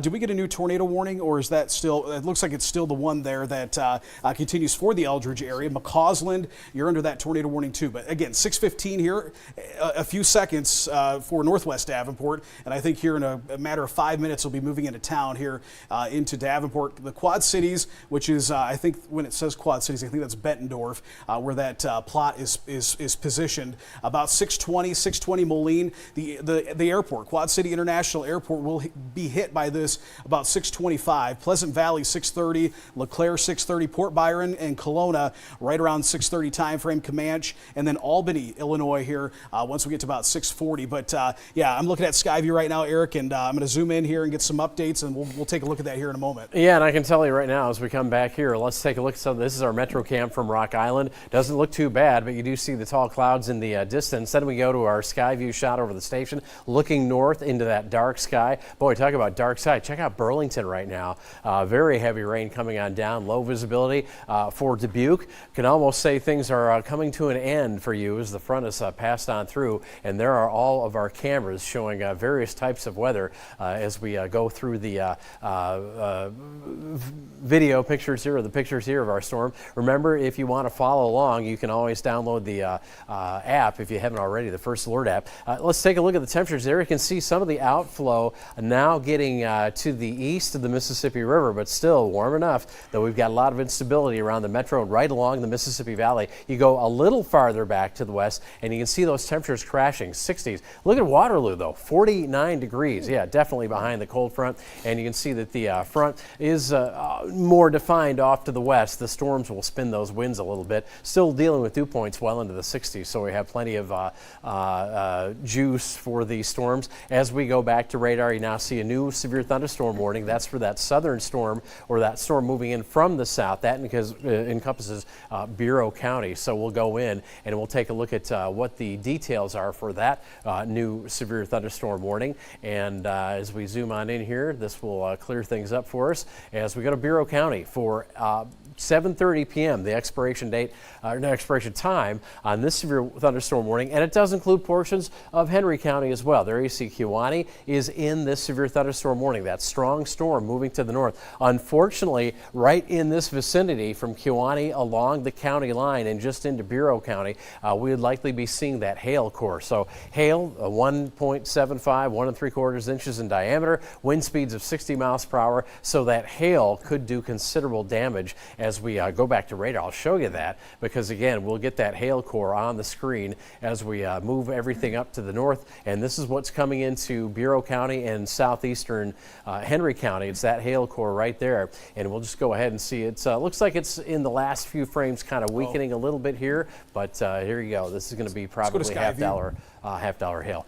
Back to Skyview we go. Yes, here it is. It's moving into town right now. This is looking to the north, and I'm going to start moving this. You can see Brady Street is down here, and heavy rain, but I'm noticing a little bit of a concentrated area of some inflow. I just moved past it here, but look it down as we look here down the river. But see right there, Eric. Yeah. This is it's interesting because right there, we got to watch that very closely, because this is and we have seen, unfortunately, Eric, you and I have tracked a handful of these specific setups where we get this big line of damaging to destructive winds, and you get these little spin ups out ahead of it. And noticing that inflow right there is a sign, always a sign that there might be some circulation at least trying to form. And again, folks, I want to mention this too. These types of tornadoes are very difficult to pick up on, not only on radar, but to actually visibly see. Usually you don't see it until it's on top of you.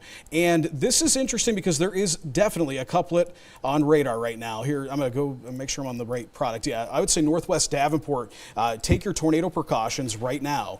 And I'm looking more westerly, but I'm noticing a circulation here on radar. Do you see that, Eric, right there? Right off of Kimberly? Yeah, it's right by the Walmart, the west side Walmart there. So it's something we have to watch here, but that is, I mean, look at that. It's displaced from the shelf cloud. So we look at the, if we can go back to Skyview real quick, and then I'll show this here in a moment, because there's nothing better than the visual itself of actually seeing this, what we're actually seeing instead of just showing radar. If we can go back to Skyview, and if not, we can get it into. I wonder if we're getting a right there downburst right there. Explain this like we don't understand.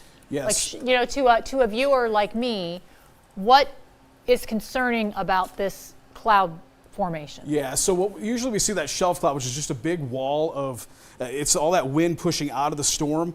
What we're noticing here, that shelf cloud, and I'm gonna break away off of this real quick, and you can see there's the shelf cloud right there. There's the edge of we're gonna start getting damaging winds here momentarily here in the metro. But what's happening here is just behind that is this lowering on the back end of that. You can see right here, and it looks like some inflow that's actually moving into the storm, and that's where you would see a tornado. And we do have an environment that is such that tornadic activity is certainly possible. It doesn't look very well organized, but again, in these types of setups, we have to watch very closely, and we're going to continue to watch this as it moves into western. Yeah, right now.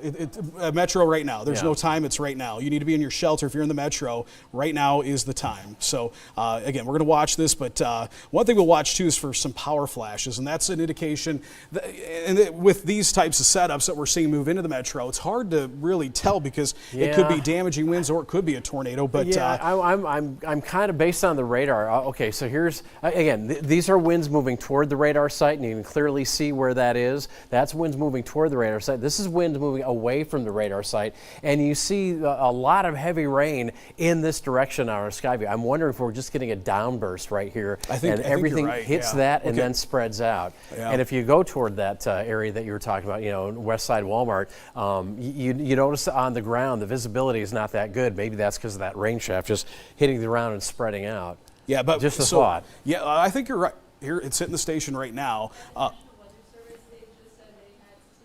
67-mile-an-hour winds. Well, I can tell you folks here in Davenport, you need to take shelter right now. Davenport and Bettendorf, we're going to continue with Sky. Let's go to Skyview. Let's stay on Skyview as this is moving in right now. So go back to Skyview, please, and let's stay on this because, again, right now this is moving in. The Skyview is shaking here, and it's going to continue to shake as we're going to see these sustained winds for some time. I'm continuing to look around here, and I tend to agree, Eric. I think I'll stop it right there where we have that.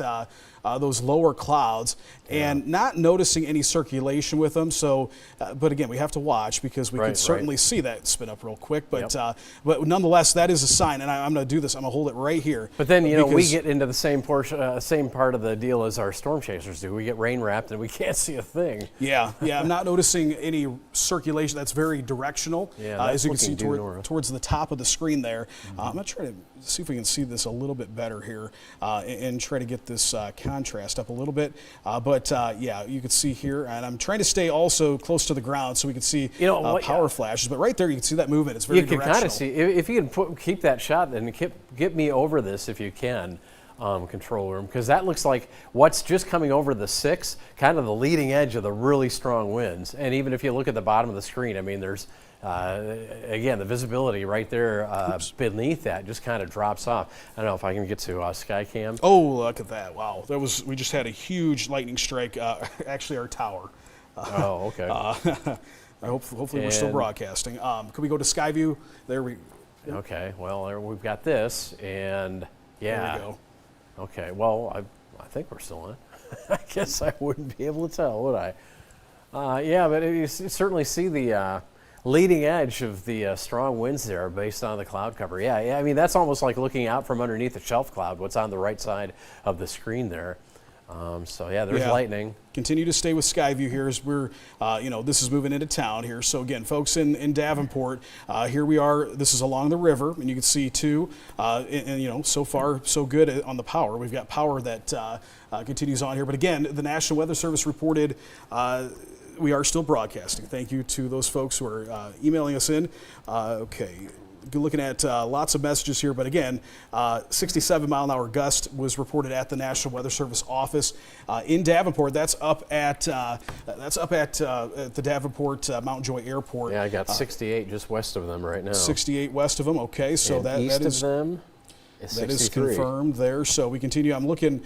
This is looking towards the east, towards Bettendorf, also towards Moline, and you can see very ominous looking sky, and the damaging winds continue. But here, come back to me. I just want to show you that we took a power hit here at the station. If we can, do we make sure we have our generator on? I don't know if can we go? Yeah, go check and make sure that is on because that is.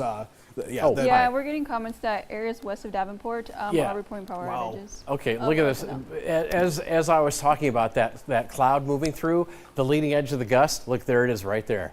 You can clearly see it. Yep. And as I warn people in the path of this, watch what we're going to get here. We're going to get 60-mile-per-hour winds, 65 right there. Weather Service at Mount Joy, and right to their east, things are slowing down a little bit. But yeah, check this out here. This is a 56-mile-per-hour wind. Okay, well, right in here, and this is just north of I-80.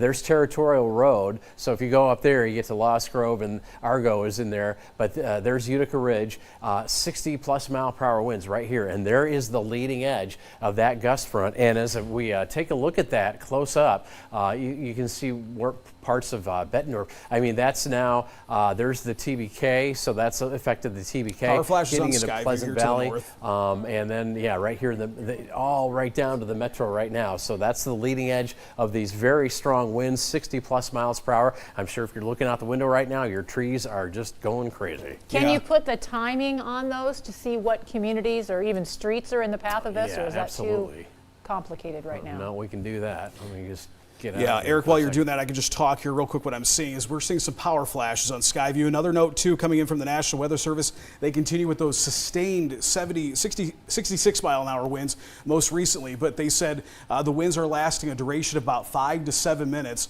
So these aren't, again, Sharon, you asked that question a little bit ago. It's not just a quick blast of wind. It is it's a situation where you get the wind and it stays very, that destructive wind lingers around. That's why we're seeing power flashes. We saw a power flash here at the station, and really, again, all throughout the area, we're seeing power flashes. Again, on Skyview, as I'm looking off to the north, we continue to see a couple power flashes here, which indicate that power lines are being hit and being struck by the damaging winds. Well, there are about 2,000 people right now in the Iowa Quad Cities that are without power, according to Mid-American's power outage map. Yeah, a lot of tree limbs down, northwest Davenport. New tornado warning coming for. New tornado warning coming for Hancock County. That's a little bit outside our viewing area. Metro is our most important concern right now. We're getting multiple reports of 70-mile-an-hour winds, Eric. Yeah, as we drive to the east, Prophetstown, about 6:58. Might not even be that long, but there's a new severe thunderstorm warning just encompassing those winds. So let me show you that, because that came on right behind that box there. This is our new severe thunderstorm warning, and again, that's because of those strong winds. And there you can see the leading edge. So if you are from LeClaire up to Princeton and up to Comanche, and across the river, Port Byron, Cordova, this is the leading edge of those winds, and this is about ready to finish off Scott County, jump the river into that northern portion of Rock Island County. So there you go with the information on this particular warning. Should show up right here. Clinton, Henry, Rock Island, Scott County, that warning goes till 7 p.m. Tornado possible, destructive because of our 80-mile-per-hour wind threat. And that's just what we've been seeing here. We'll get rid of that so you can see exactly where that warning is. Again, as we get rid of that, I can't do that. Okay, so here we go.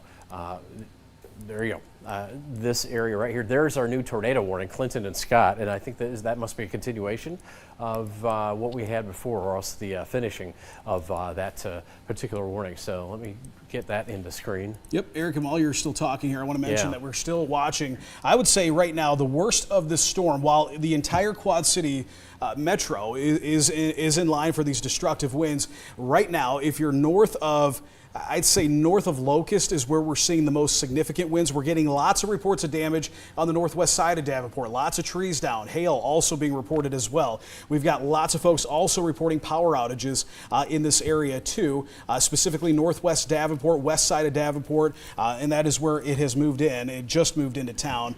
So again, the word too from the National Weather Service is that they're noting the duration of these winds. It's not just a quick hit of wind and boom, you're done. It is for a duration of about 5 to 7, maybe as high as 10 minutes.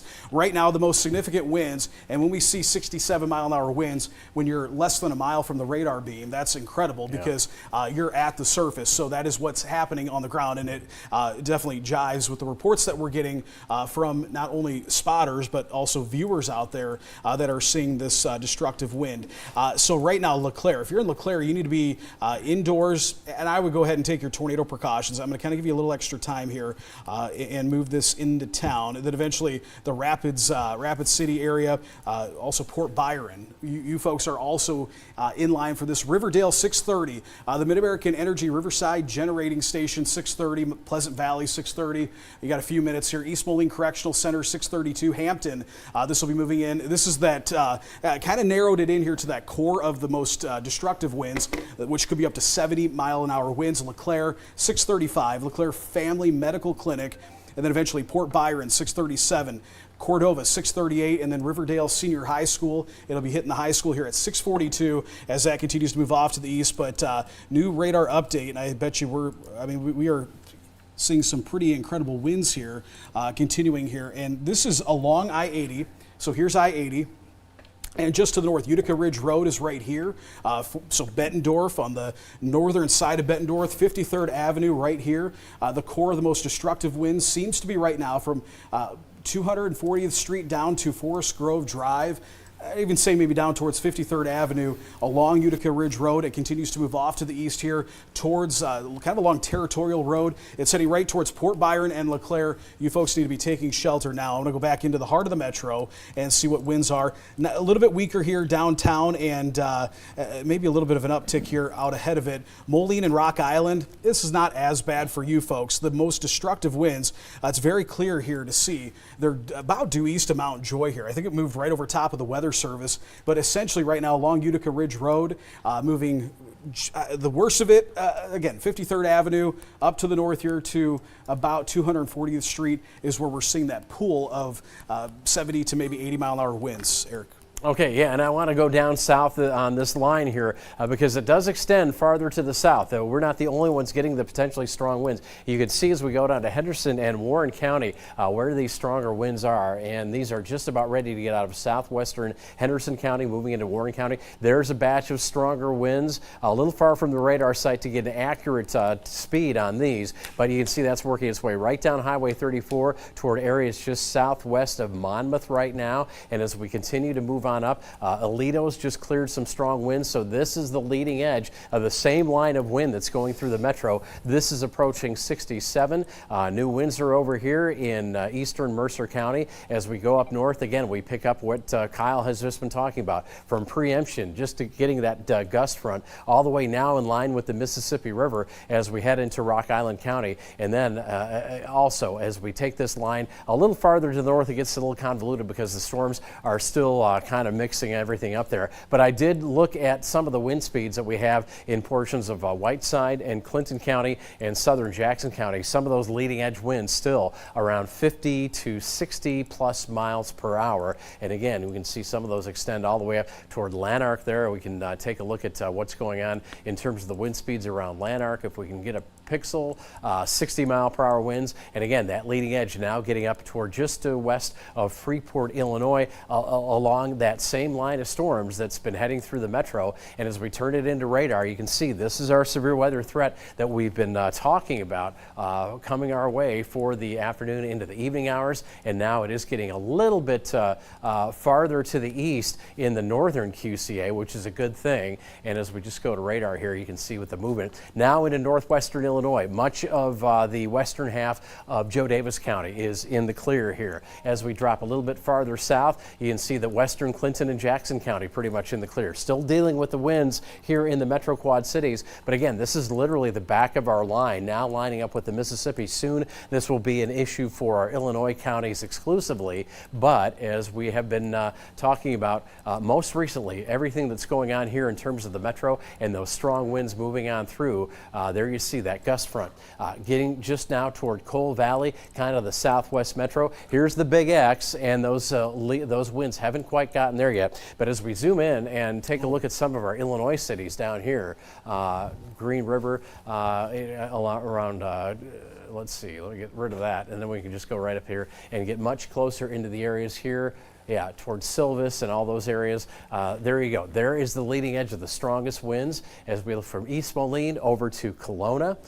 There's Barstow Road, and let's see. Yeah, there's let me see, 84 as it makes its turn, goes into Kelowna, and then makes that turn to the west right there. There is the leading edge of those very strong winds. So here's Interstate 80 about to catch up with Interstate 80 near Kelowna. But again, this also works its way back to Cole Valley. And if before I go to Kyle, I just want to push that up a little bit. There you can see areas still due for these winds. Kelowna proper, there's the big X, and those areas south of I-80 and east of I-74.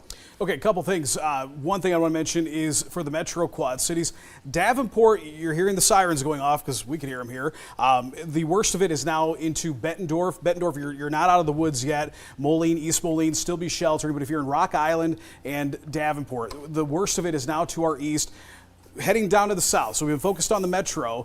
This is a very concerning situation here, southwest of Woodhull. Very indicative of you kind of have a vortex. You can you don't even have to go in and look at this, Eric. Look, you can see the winds wrapping around and starting to create the kind of the sink drain effect, if you will, southeast of Aledo. So Woodhull and Henry County, Illinois. I'd say that southeastern portion of Mercer County, southwestern portion of Henry County. I'm very concerned that we have a developing circulation. Aside from that circulation concern, I can tell you what we do have here is we've got some destructive winds, and we're getting up to close to 70-mile-an-hour winds with this southeast of Aledo. So from Galesburg to Aledo, that continues to track off to the northeast. Speed on this is a little rough right now. I'm going to continue to go, just kind of err on the side of caution and continue to go 50-mile-an-hour forward speed on this, and taking this from Aledo down to Galesburg here and off to the northeast here. I'm going to go kind of quite the distance here and get plenty of communities in this path. Galesburg here, it's going to move into town just a few minutes. Knoxville, 645, or right around 645. Woodhull, 648. Orion, 655. Galva, expect these destructive winds, possible circulation to move into town about 7 o'clock. Wethersfield, 7 o'clock. We're into Kewanee about 7:15.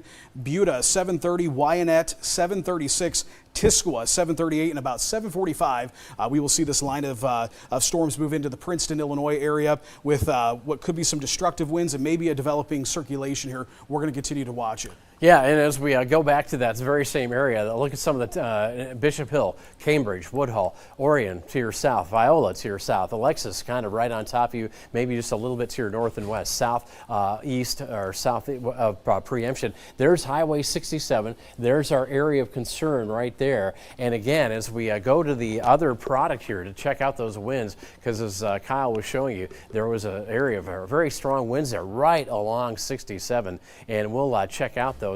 See what we've come up with here in terms of strong winds, and those are kind of feeding back into the storm itself. Yeah, look at that 70-mile-per-hour wind there, 62-mile-per-hour wind there, 60-mile-per-hour winds there. A little farther out, still holding on to winds of about 60 miles per hour, going back a little closer, 66-mile-per-hour winds. So yeah, from Alexis right now, probably getting blown, almost blow your socks off there.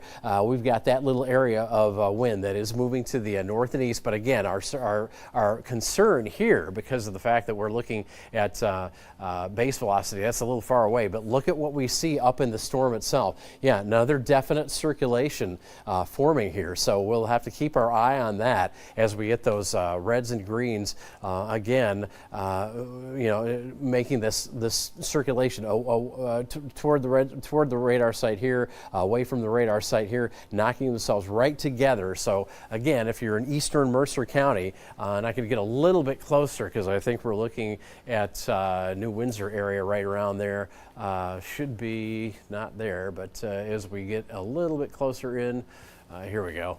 You'll see, yeah, boy, we can really hear the heavy rain. But there you go. There's Viola, and you go down that road there, and you're going to get to New Windsor. I don't want to zoom. I want to pan, and you'll see it come up right there from Alpha over into Woodhull. There's New Windsor, I think, right there. So, yeah, you should be taking shelter right now as what could be a developing tornado. At least a strong circulation is heading your way as we speak. Getting back to the full report here, as we put the radar on the screen in our home view, you can see in terms of the line itself, and you can kind of see the center of it right here. But we were talking earlier about these storms kind of merging, and it's these southern storms that are getting clipped by these west storms that are moving in from the west, and that's right in that portion of eastern Mercer County where we're seeing that new circulation. So eastern Mercer County, friends, you really need to be taking shelter right now. Any areas adjacent, especially in southwestern Henry County and maybe even northwestern Knox County, just to be on the safe side. But you can see that many of our Iowa counties are starting to clear this line of storms. A little development behind, we're not really concerned about that. But again, what's happening now, we told you about this a little bit earlier, we have this line of storms that's been moving in from the south ahead of our cold front. Here's our cold front. Where they merge, we're getting enough mixing of those storms that we're looking at potential circulation, and we will get right back to that to show you the area of concern that is in extreme eastern Mercer County, and there you can almost see it from this far out. But to make it a little bit more obvious, there we go, as we're looking right around Viola. If you're in these areas, down the road to New Windsor and into adjacent counties, Henry County, northern Knox County, you should be taking shelter now just in case. I want to take a look at something here because I am noticing a near the Milan area. It's not strong. It's not well defined, but it's been consistent on this is the third scan where I'm noticing some circulation. And again, it doesn't look that impressive when you're looking at it, but we're very close to the radar site. And so with the environment we're in, we got to watch this. So Milan, continue again, the Illinois side of the Quad Cities, you're not technically in the clear yet. The heavy rain is still moving through. And I want to mention too, I know I said all clear for the Metro, the Iowa side, I should say. We're talking about the destructive winds specifically, but we still have rain and hail and lots of lightning. That's going to continue on here for a little bit longer. I do want, before we get back to the additional warnings, I do want to let folks in Cedar County, Muscatine County, down towards Louisa County, Henry County, Iowa, you folks are now in the clear. We can clear you, and that tornado watch is slowly being shaved away. But again, aside from that, though, I'm going to go back to this graphic here before I take it back to Eric with the new warnings and show you just where we have everything laid out here for warnings. And you can see right now we have, essentially at this point, I think all of our Illinois counties are under a severe thunderstorm warning except Joe Daviess County. But everywhere in yellow, you have a severe thunderstorm warning. That includes Knox County, Warren County, Henderson County, Mercer County, still Rock Island County. Tornado warning still continues here for a portion of Clinton County, but circulation has come way down. I don't know if you've noticed anything, Eric, there, but Whiteside County, Carroll County, Bureau County, Henry County, Stark County, Lee County, Illinois, all under severe thunderstorm warnings right now for, again, all of them are running 70 mile an hour plus, so they all carry those considerable damage threat tags, and even here in the Metro, still with that destructive tagged warning. So we continue with those, going back to radar. And see, the one thing too, we got to watch what's happening. I think most specifically, Eric, is what's happening down here into Warren County and Mercer County. These two areas looks like definitely some damaging to destructive winds. That's going to be moving over the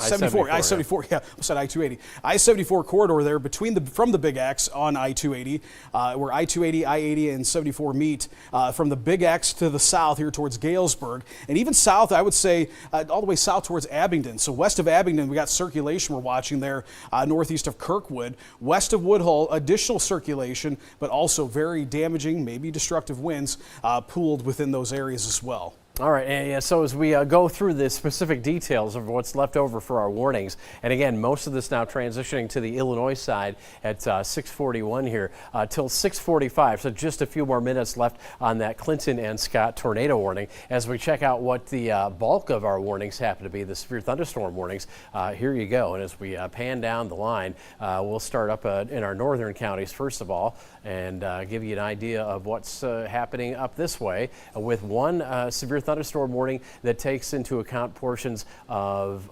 Carroll County, northeastern Carroll County there. I don't think it's going to give it to me, but let's see. Let's just zoom in on that, and then we'll give you an idea of the expiration time. Probably not too much time left on that, but there you go. This one for, well, that's the one just off to the south, so hold with me here. I'm gunning in for it. No, that's going to give me the stronger warning. Nonetheless, Carroll County, this tornado, severe thunderstorm warning, we're at 6:45. That one I think went to 7. So as we drop a little farther south till 7:45, we have till Clinton, Henry, Rock Island, Whiteside County. Again, tornado possible, but the 70-mile-per-hour wind tag, that's what we're most concerned with here. As we drop a little bit farther south, we get into, let's see, this area here, which is south of the Metro Quad Cities, and that is going to be with our severe thunderstorm warning for Henderson, McDonough, Mercer, and Warren County till 7 p.m. Again, 70-mile-per-hour wind, the main threat. Taking it over to radar, you can see how, again, this whole line has kind of shifted over to more of a heavy rain and wind threat as we come on out here and get back to just radar. There we go. And you can see there's the core of the line as it's moving through our Iowa counties off to the east. Into Illinois from extreme east central Illinois, and then now south of the metro is where that line extends. This is the line we've been waiting for and anticipating with the severe weather. I believe we have a live feed now from Route 5 in Silvis. Okay, so John Deere Road, here you go. And you can see that things are actually looking to improve quite a bit. There's not that much rain on the windshield. Visibility is pretty good. And of course, there are those lowering clouds. But at this point, everything looks to be in pretty good order. I'm not sure if we're going east or west here. Or what part of 5 we're on. But nonetheless, things are seemingly coming back for us here in the metro. That's good news. And as we come back to those areas off to the south, we're concerned again about those strong winds off to the south of the Metro Quad Cities. And this would be back down toward Henderson County. And I can already see where they are right now. Let's probably... I think we're probably going to clock these still, knowing that we've seen that blue before, somewhere around 60, 65 miles per hour for these winds around Abingdon. 60 miles per hour there, close to 60, and again up towards 60 miles per hour. So these have actually come down a little bit, and that's a good thing. But again, you can certainly see the gust front. So it's through Roseville now, getting into eastern portions of Warren County. Galesburg, these strong winds just off to your west, and these will be moving back into the area here within the next 10 to say 20 minutes as that line continues to move kind of northeast, and you can see kind of a core of strong winds heading right toward Galesburg. Nice round of thunder there for the Quad Cities as we back up once again and show you that radar as a whole. Kyle? Yeah, we do have a new severe thunderstorm warning that was issued here for Henry County, Illinois, and it also goes into Bureau County, Whiteside County as well. And they're dropped the tornado possible tag, but are going with a considerable damage threat. 70-mile-an-hour winds are expected with the storm, and it's a little bit smaller of an area, but I'm still looking at some circulation there. It's broad. It's not to a point where I think we need to get a tornado warning out, but it has to be watched very closely. Here's the thing, folks. We're starting to get into a later time in the evening. It's about 7 o'clock. Temperatures are starting to drop a little bit, but very interesting. Something that I've seen before here, and I want to take a look at it, and we'll do it right here, is our current temperatures. Then we'll go back to radar and track these storms and get some times and specific cities. But look at what's happening here. You see, you've got a very sharp cutoff. It is 79 degrees in Princeton, 76 Galesburg, but yeah, you go a little bit further to the west, and we're in the 60s here, 63 Davenport, 64 Muscatine. So as these continue to move off to the east, yes, they're going to be interacting with this pool of warmer air, but here's the thing. Those temperatures are dropping because we are getting later in the evening, and we're losing that daytime heating. So that would be some good news as these move through, that we could see a little bit of weakening. But I don't think we're going to see that. I think what's going to happen is this continues to kind of congeal and become more linear, and the damaging wind threat increases. Now, the tornado threat does weaken. You see less of a tornado threat when this happens. But we, instead of, as these were moving into the Quad Cities, you could see they were individual cells. And now it's all merging into one big line. And as it continues off to the northeast, east-northeast here. We're going to see this, I think the northern extent is on the weaker side. South of I-80, though, we still have to watch the damaging winds, maybe a spin-up tornado threat, but that is where I think our focus is going to be, is along I-80, so Princeton, Geneseo area, down to the south, Kewaunee, Galesburg. We continue to watch you. Folks in Henderson and Warren counties, if you're in the metro Quad Cities on the Iowa side, we're pretty much out of the activity, and I would say at this point, for severe weather threats, the Iowa side of our viewing area, all the Iowa counties are in the clear right now. Yeah, as a matter of fact, here's the tornado watch update, and some of our counties have been taken off, but we got a new tornado warning. The watch still for 8 p.m. Till 10 p.m. for Knox County, but the rest of the area till 8 p.m. But as you can see, as Kyle pointed out, it's already being kind of effectively cut off. Still dealing with our severe weather threat till the evening comes to an end, and ExactTrack shows that this will be any time between now and 8 o'clock for the remainder of those strong thunderstorms to move through the area. New tornado warning, Kyle? New tornado warning, Knox County here. So we do have a pretty notable circulation. You folks in Galesburg, you need to take your tornado precautions. This literally showed up here 1 to 2 frames. We've been watching this area, but specifically this area that just is crossing over Knox Road 500E and then Knox Highway 26. It's right over top of Knox Highway 26 in Knoxville area. Here's I-74 from Galesburg to Knoxville. Heads off to the east, Appleton area. We've got a few other areas, Haw Creek, Orange, might be some townships in Knox County. This will be impacting you, but it does include Galesburg. So Galesburg, you're under a tornado warning. You need to take your immediate tornado precautions. Right now, the circulation that we're concerned with, ready to cross over Illinois 41. It's now crossing over Illinois 41, but you can see right here, it's a little broad, but it is noted. So we continue to watch that. So again, I want to see if we can see from our radar. You know, it's not going to pick up, but the radar, here we go. We look at the Lincoln radar, Lincoln National Weather Service office. They handle Knox County here, and that circulation right in line with where the Quad Cities radar is picking that up. But noted circulation here just to the southwest of Galesburg right now, and we continue to see that expand. It is starting to take a little bit more of an easterly dive. I also want to watch this area. I've been watching this here near the La Harpe area around Illinois 9. Very strong circulation there that's really been intensifying. That would take it into the southern part of Warren County. So we've got to watch that very closely here as well. Okay, let's see here. Sirens going off west end of Davenport. Yeah, folks, I know the sirens are probably going to go off for a little bit while longer here in the metro, but I can tell you this, in the on the Iowa side of the metro, things are clear. So you can go ahead and move out of your shelters, but I would say we have a developing circulation here just to the east of La Harpe. So I know we have viewers down there, and again, on its path and course it's taking, it takes it into southern parts of Warren County. That would include Roseville, and then eventually off towards Knox County, once again in Abingdon, Macomb area. We'd have to watch for that as it continues off into your area. But with the we're watching that circulation, but I also want to take a note of this, because these winds, anytime we see these bright colors here, we're starting to get into some pretty high winds, and you can see there 81 mile an hour winds being indicated here east of La Harpe. So I would say Roseville down towards Macomb, that stretch of of 67 there from Macomb to Roseville. You need to take shelter now, because we have a very possibly destructive storm that's going to be moving in, and also watching some circulation. But that new tornado warning for Galesburg and Knox County, here I'll get the details on that warning. Once again, we're tracking that here. Circulations just to the south and southwest of Galesburg. But if you're in Galesburg, I'd still continue with your tornado precautions. That goes until 7:30. We're going to continue with that. Back up to the north here into this line. One thing I'm noticing, Eric, here is, as we were talking, we've got a little bit more of this activity is not as solid as it once was, which is great news. It was very well defined here moments ago. We still have to watch, I think, near the Andover area, Geneseo, that part of this, but the rest of it's kind of cluttered. And with the exception of the area southwest of Princeton there, which is a developing hail core there, moving close to Princeton, Wyanett take cover now.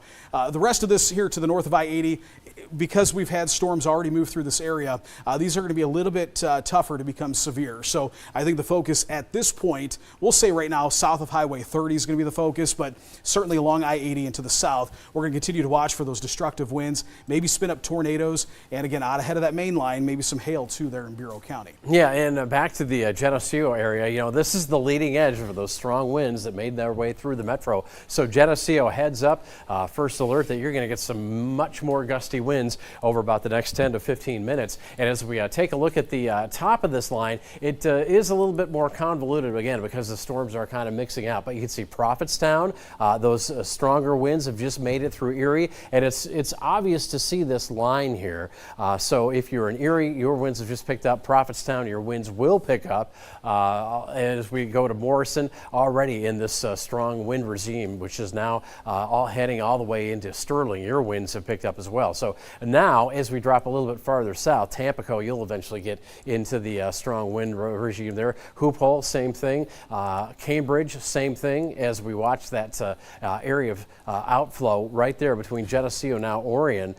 So we'll look for winds to pick up there. And again, the leading edge of those strong winds, actually, it's already back here. So Cambridge, right on the cusp of those winds, and these the leading edge of those stronger winds now into Knox County there. Oneida, as I think Kyle mentioned, Galesburg, stronger winds there. Interesting, some webcams along the way, along the railroad there, which are probably showing some pretty gusty conditions, maybe low visibility because of the rain. There's Abingdon already into the leading edge of that gust front there. So as we break things out a little bit and bring them back out, again, you'll see we can translate that line, which is now all the way through the southern QCI. I mean, it dips right there to the county line there between Henderson and Warren County and McDonough County. Right there is where the leading edge of the stronger winds has already made it. So that's already in the southern portion of the TV6 viewing area. And clearly here up to Sterling, you can kind of see it all the way up to Sterling and Rock Falls. And north of there, those areas have been already strafed by the strong winds from storms, not only round one, but now round two. And once again, as you can see clearly on the radar, where the strongest activity is, the spine of that heavy storm activity is right there with our lightning bolts. You can see those. Still, for the time being, though, dealing with the potential for 70-mile-per-hour winds from these thunderstorm warnings, and we do still have this tornado warning. So we'll get closer into that for, let's see, that's actually a Wisconsin warning. It's not picking up my Galesburg warning, but it will shortly here as we move closer in, and you can see that warning goes till 7:30. So still half hour plus on this one. Also hail up to an inch in diameter. And again, are we looking at a spin-up tornado along the leading edge of that line? We certainly could be, and it's somewhere if there's going to be a rotation. It kind of favors being right here south of Galesburg. I think that's still close enough that the southern end of the BNSF yard would be involved in that. And then this continues to move due east toward Williamsfield. I'm going to have to get a speed on that one from our surrounding weather service. I want to mention, Eric, one thing is as we continue to watch these, if we're not mentioning your town, that's a good thing, because we focus on these areas that have the most significant threat, and it is just with all the towns that we cover, it is very difficult for us to cover every single square inch, and we want to, trust me, but we do apologize. I've noticed in some of the comments that people, wondering why we're not talking about your town. If we're not talking about it, that's a good thing. We've got a good track in all the significant areas that we're watching.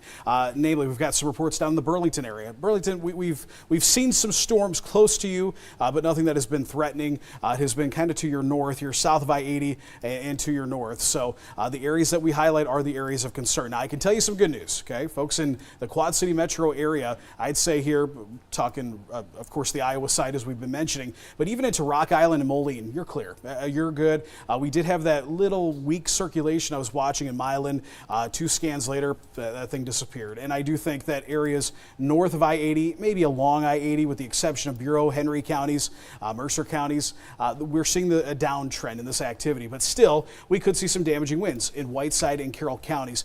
Another thing to note, too, is very heavy rainfall is falling in these storms, and a lot of cloud-to-ground lightning, too. So those are hazards as well. Bureau County, you just saw this one cell move through. This is one of two that's going to be moving into the area. And I want to continue to watch because we might have a little bit of a circulation northwest of Princeton. It's not anything that's, I would say, threatening, but it's something that's got to be watched as it moves up into Lee County. You can see just north of Buda there, there's Neponset, Mineral off to the west. That's where we're seeing this heavy thunderstorm move through now. Severe thunderstorm, in fact. Considerable damage threat. 70-mile-an-hour winds are going to be the concern as that continues to move in and closer to your area. But I'd say right now, for folks out in Henry and Bureau counties, we are seeing a little bit of a weakening on this storm. And again, as we mentioned, things are going to start to kind of trend that way. While damaging wind threat will still certainly be the case and be on the table, I do think we're going to see less and less of that. Back to our tornado warning in Knox County, and then I'll send it over to Eric once again. We do continue with the circulation here. It's not very strong, but it is there. It's southeast of Galesburg, right near Knox Highway 8 is where this is approaching. South of 74, and actually our own Mike Ortiz is in the Galesburg area. We can take his live shot here and see what he is seeing down there as he's getting close there. And what you can see is more of what you can't see, and it's all rain wrapped, and it's going to be that way. So sirens going off there in Galesburg, and as he's heading down that way. So we appreciate, of course, his reports. Mike is always good at finding the storms, and he's heading right towards that one as it impacts the I-74 corridor. New severe thunderstorm warning, was that for Warren? Okay, yeah, it is that one. I bet you we're going to get maybe a tornado possible tag on this. Yes, yep.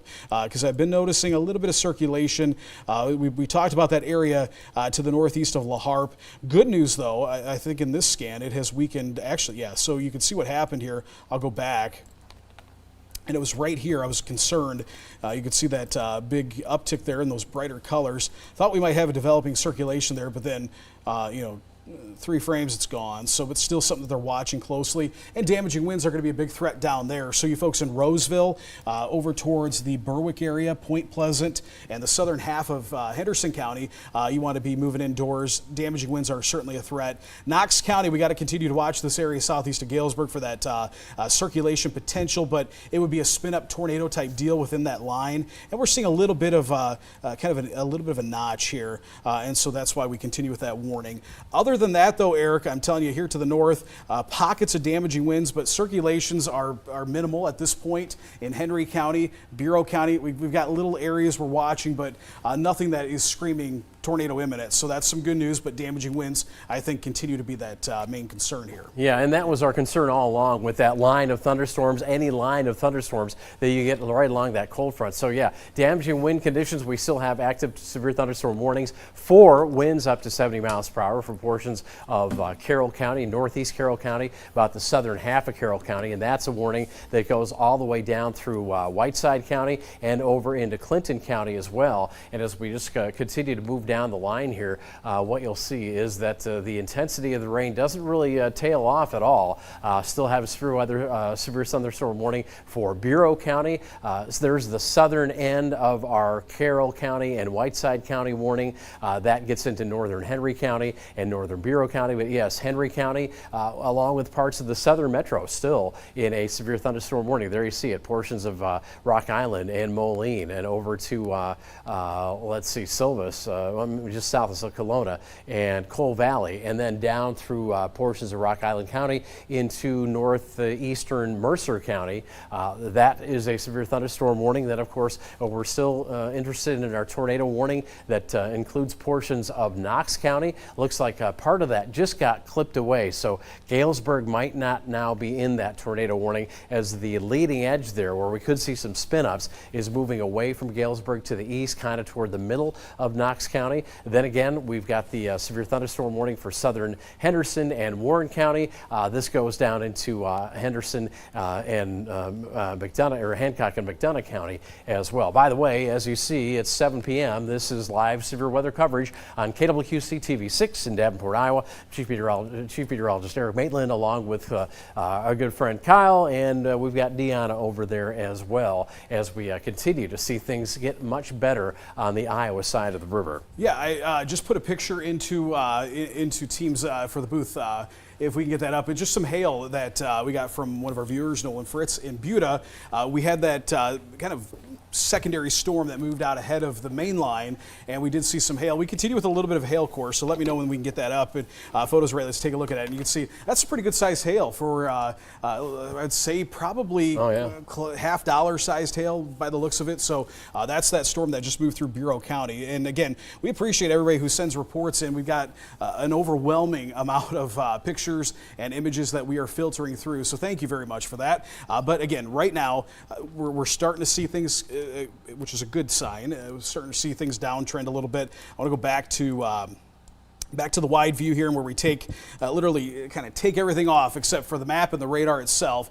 And the storm that is most concerning is what's moving through Knox County, and I would say also into Henderson and Warren counties right now. Knox County, once that moves out, and it's moving a little bit more easterly, so that'll be an impact for Peoria, maybe up towards Stark County. But this activity here to the north, that kind of that northerly moving storm that went through Bureau County, that might be the worst of it for Bureau County. The back end of this is looking a lot more muddled as it crossed the river. And I can tell you folks, I know we're going to hear about this. It's not because of the river. It's because of the timing and the temperatures and just the dynamics. Everything was favored for the river, for the Mississippi River and areas to the west today. And we knew as it headed further into Illinois, things were going to start to fall off intensity-wise. And that's what we're seeing here. We're also losing that daytime heating. So we continue with that. One thing that we have been hearing some reports of, and this is not confirmed because I'm concerned that maybe the image that we have seen could possibly be an AI image. We got to watch these things these days. But there was some images floating around social media of maybe a tornado near the Aledo area. We did have some circulation here on radar that we were watching closely, but that is not confirmed at this time, and we didn't see anything that looked like there was a tornado on the ground, but we're going to continue to investigate that. To the north of I-80 here in Whiteside County, Carroll County, those storms are loose. They're not very well organized. Still could have some damaging wind throughout Bureau County, northern part of Bureau County. We continue with that severe thunderstorm, but again, tornado warning continues here for Knox County for just a little while longer. I also want to mention too, and I can check this here in real time as we continue to, we'll keep radar up, stay out here. And I'll do that, kind of get back down here to our tornado warning, which is the most important storm we've got. But I just looked here a moment ago, and I'm going to get an update on our power outages. And I know we have a lot of power outages across the region, including here in Davenport. Folks have been reaching out. Illinois side here is pretty heavy. But Henderson County, they've got, let's see. In Scott County, there's over 2,100 And for what it's worth, I live in North Davenport, and my ring cameras still work. That's unlike a few sign. severe weather situations ago. Yeah. Joe, okay, so we can take a look at the outage Mid-American outages. I'm looking at all of our counties, but Mid-American right now, what are they reporting here? Let's take a look and see. And Will's got some information on this 2,000 as well. customers in the Iowa side. Yep. Kyle, I'll go over a lot of this information great. as well, because especially on ComEd's side, when you go on towards Joe Davies and some of those counties, we see a lot of our damage there as well. But really, that first wave of storms that you first broke on to air with our coverage for, those hit just outside of our area in Stevenson County. But I got a chance to talk to someone who was inside of Lena Winslow High School, and that's where we saw perhaps some of the most significant damage that we saw. West Carroll was there and some of their students for a band and choir competition. I got to talk to Grace Brining, who actually got to hear and witness that storm right as it roared over the school. And then out of nowhere, it literally feels like the entire building is shaking, and we hear the roar, and it's just all around us. And on one wall, there's like 4 doors, and they're like wooden, and it leads out to their stage, and that's where the roof was completely taken away. Now, the good news, I just got off the phone with Stevenson County Sheriff Steve Stovall. He says not only are there no fatalities, there are no injuries from all those storms that went through Stevenson County, and there was a lot of them. They left a lot of people without power, but I'll focus more on our area. The area between Scales Mound and Apple River, we have about 750 people without power. You go towards Warren, there's almost 1,000 people without power. Stockton, more than 1,700 people without power throughout that area. So those are the things that we've already seen. scene. Let's send it back to Eric and Kyle as they're continuing to watch the storms that are currently going through our area. A new tornado warning here that we're going to get into. This is going to be for northern Knox County here. Essentially, the Knox County storm itself is of most significant right now. And I was just putting a track, and I'm going to take that off here and broaden it out to give folks some idea of when we expect this to move in. But Toulon area, we have folks actually just somebody messaged me watching our coverage in the Toulon area, and I'll get to that here in a minute. But we appreciate you folks watching us. But that whole line, what we're looking at here is not so much a well-defined one specific area that has circulation.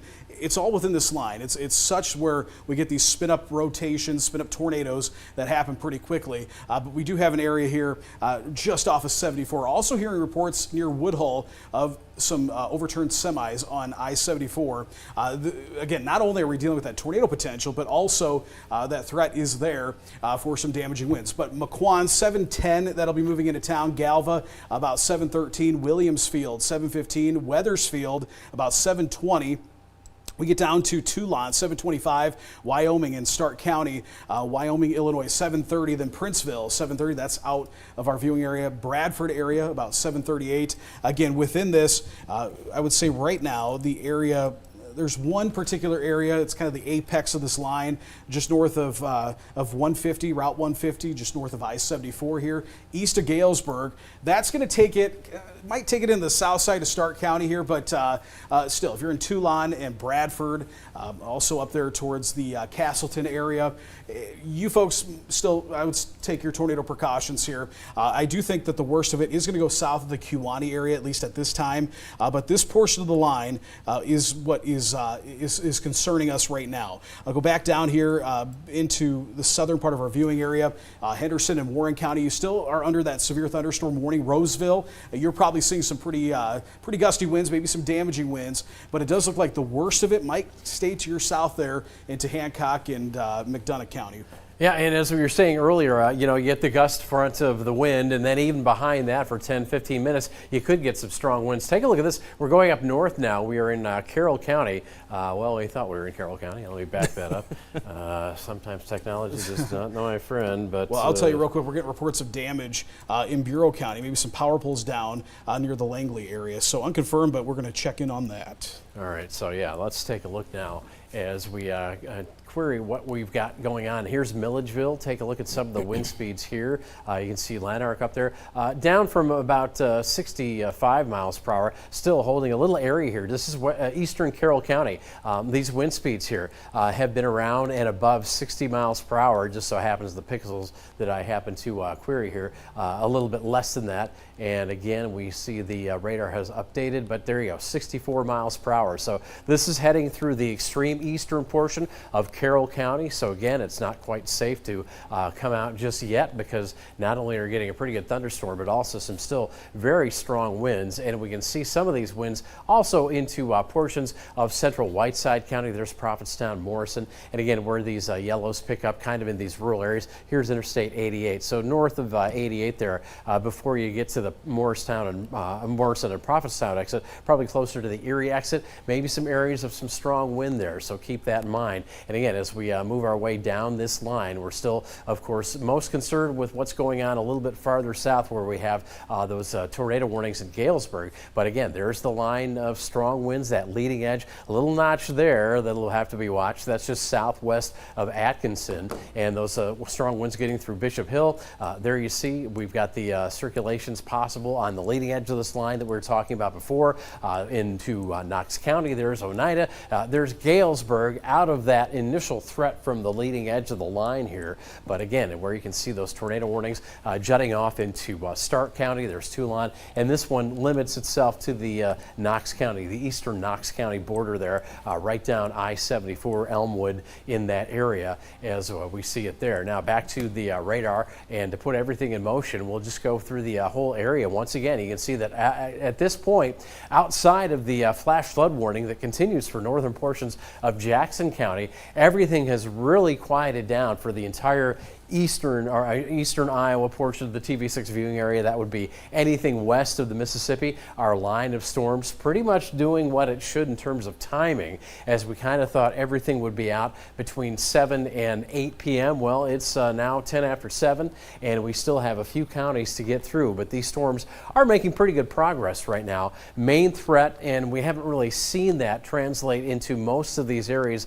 of thunderstorm activity, would be the strong winds. These warnings out for winds up to 70 miles per hour.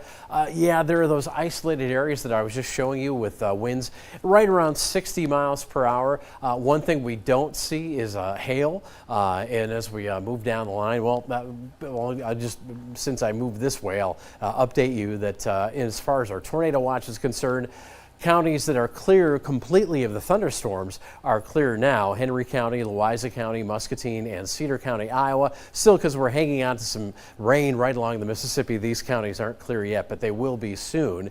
And as we get back to our radar, there's our flash flood warning. And you can see that for that northern portion of Jackson County. I was looking around rainfall amounts up in these areas, and they have been anywhere from 1 to as much as 3 inches. So yeah, definitely some heavy downpours kind of building on each other as we've gone through the afternoon. Back to radar itself, wow, and there you can see that those heavy rain showers with some embedded strong winds continue north of Interstate 80. I want to take a look here in not Knox County, McDonough County.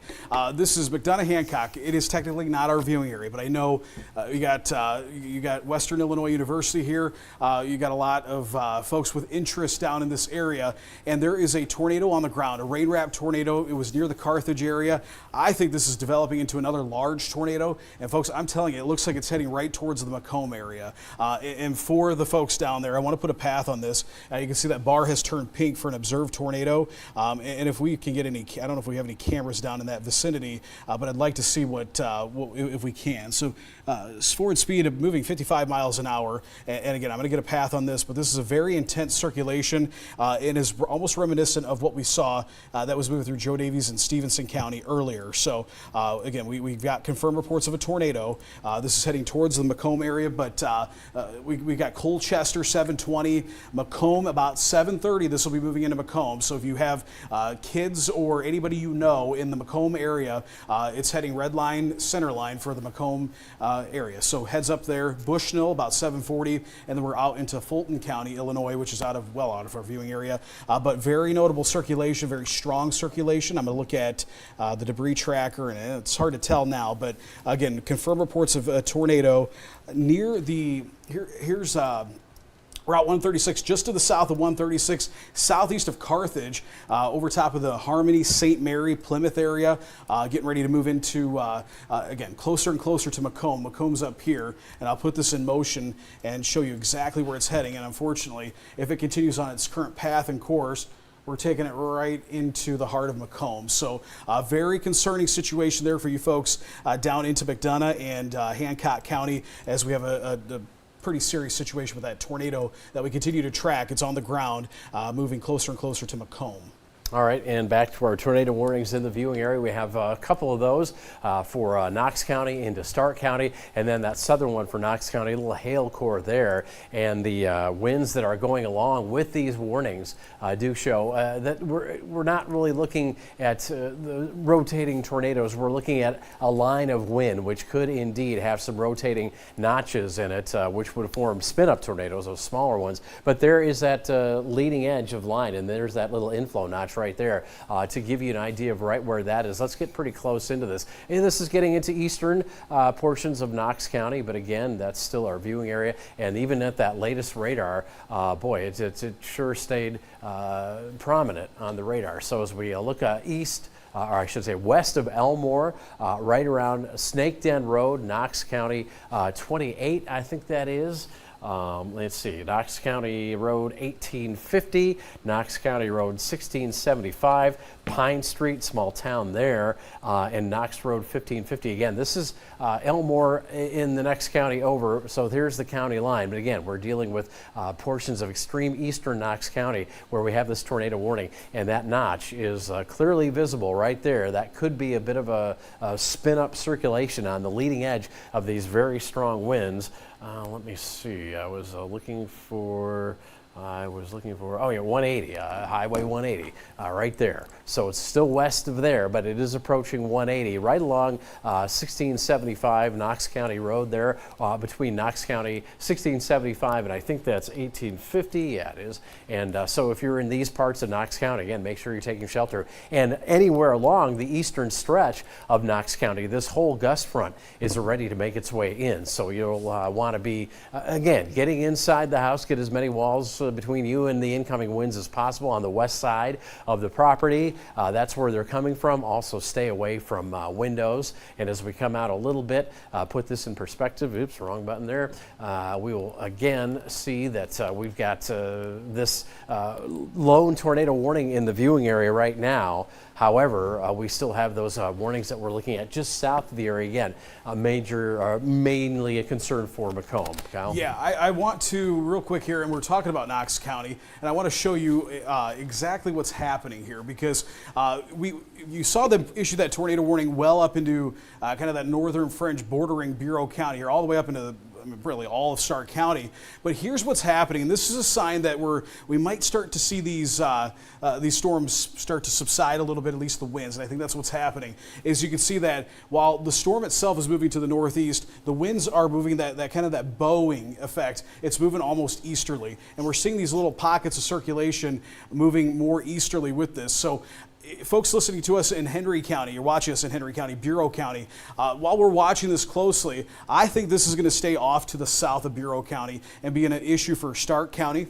We still have viewers in Stark County, but the southern half of Stark County, Peoria County, that's that concern. I do think that once this tornado warning expires, that at that point, the threat for any significant severe weather is over. Another thing I want to mention too is we've had a lot of comments from folks saying, oh, what you haven't talked about my city, and I want to reiterate something. When we do these, we have a lot of things happening. If you don't hear your city talked about, that's a good thing, because we're going to focus on the areas where weather is happening, and we will, with our tracks and our paths that we put with our First Alert Doppler radar, we'll tell you where it's heading and who's impacted.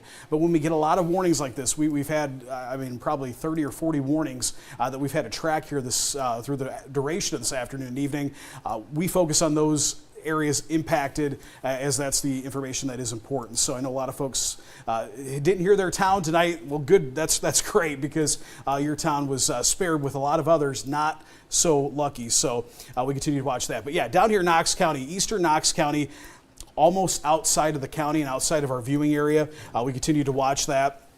Still watching for reports down here as we track that tornado warrant storm that's moving close to the Macomb area. Real quick, I want to go back into that and see exactly, we continue with that circulation. It's broadened out a little bit, but it's still very evident there near the St. Mary's area, south of Tennessee, south of 136, again heading still right towards Macomb. So we want you folks to continue with your tornado precautions. If you're in Macomb or know anybody down there in Macomb, heads up, a very destructive storm, because not only is that tornado on the ground, rain wrapped, we're also seeing some destructive winds up to 80 miles an hour possible here just south of St. Mary's. All right, we have some synchronicity with our warnings right now.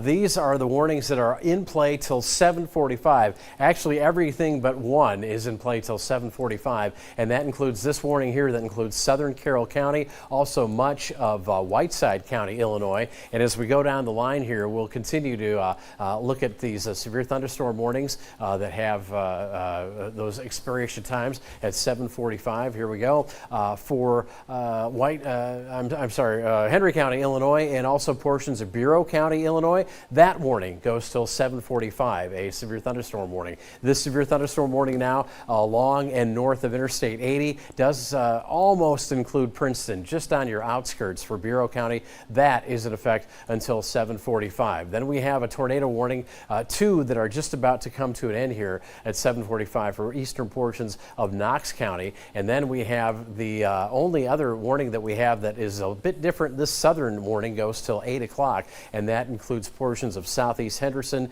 and much of southern Warren County, including the city of Roseville and adjacent areas. And again, this is one where we have a tornado possible with this particular severe thunderstorm warning. And again, as you can see, the hail about 3/4 of an inch 5-inch in diameter, and we really haven't seen hail much lately on any of these storms, and the hail cores have been very small. But again, 70-mile-per-hour winds possible with this tornado possible. This goes again till 8 o'clock. So this is our latest warning. And as we bring in the wind movement or the air movement, again, what we're watching, this potential tornado right around Macomb, getting a little bit less easy to see. But again, we do have some rotation that's visible down toward Macomb. And as we bring this up a little bit, again, if you have anybody in your family in Macomb or toward Western Illinois University, looks like that might be a bit of a problem spot there. And right now things, I don't know why. Oh, you're moving it. I think I touched the wrong button here. I think you touched the wrong mouse. Yeah, 1 second here. Yeah, that's my computer. Yeah. No, I was trying to help you out here and get down to it, but I forgot that it doesn't like it when you. I was just doing that. Yep. Yeah, I was going to show you here, Eric, because I was looking at the Lincoln. When we turn Lincoln on here, the Lincoln National Weather Service takeoff Davenport, and of course it's not good. We may have lost some data there, but that circulation very notable there near the Macomb area. So we're still watching that. Very dangerous storm there, getting ready to move into Macomb. Right now, though, that is about the storm. As far as intensity goes, that's about it. We have a new severe thunderstorm warning. I think it might have been this one that was issued down here. We'll take a look at that in a minute. Peoria. But I want to mention this, and before we go back to Eric with that new information, if you're in Henderson County, if you're in Mercer County, Rock Island County, not quite Whiteside County yet, but maybe even up towards Carroll and Joe Davies County on the Illinois side, you're now in the clear. You got the all clear. You can breathe a sigh of relief that the severe weather is over officially for you. And of course, all of our Iowa counties as well. The severe weather threat is over. Right now, we're focused on Bureau County, Henry County. I'd say Whiteside County, but again, you see this up here, all this activity, it's very muddled. It's not organized at all. But Henry County, we still have to watch that area south of I-80. It's doing a little bit better. And then, of course, what's going through Knox County, southern Warren County. It's kind of been a touch and go deal where it looks like it might be just to your south where the most significant is. And I think now, so the most significant threat is Prairie City area here south of Abingdon. Might still impact southern Knox County there. But I think what's going to happen here is what's going to take over is the situation here in the Macomb area and McDonough County, as this is continues with a very intense circulation. This is from the Lincoln National Weather Service radar. That's looking, this is their area of concern. This is the area that they issue warnings for here in McDonough County. And you can see right along Illinois 336 as it heads into Macomb is where that circulation is. I think it may have just passed Route 61 northeast of the St. Mary's area. It's about into Macomb. So you folks in Macomb need to continue with your tornado precautions if you haven't done so already. And if you know anybody in that area, please tell them to take shelter now, as we've had reports, and continue holding on to that observed tornado tag. So we continue with that tornado there heading, again, right into Macomb.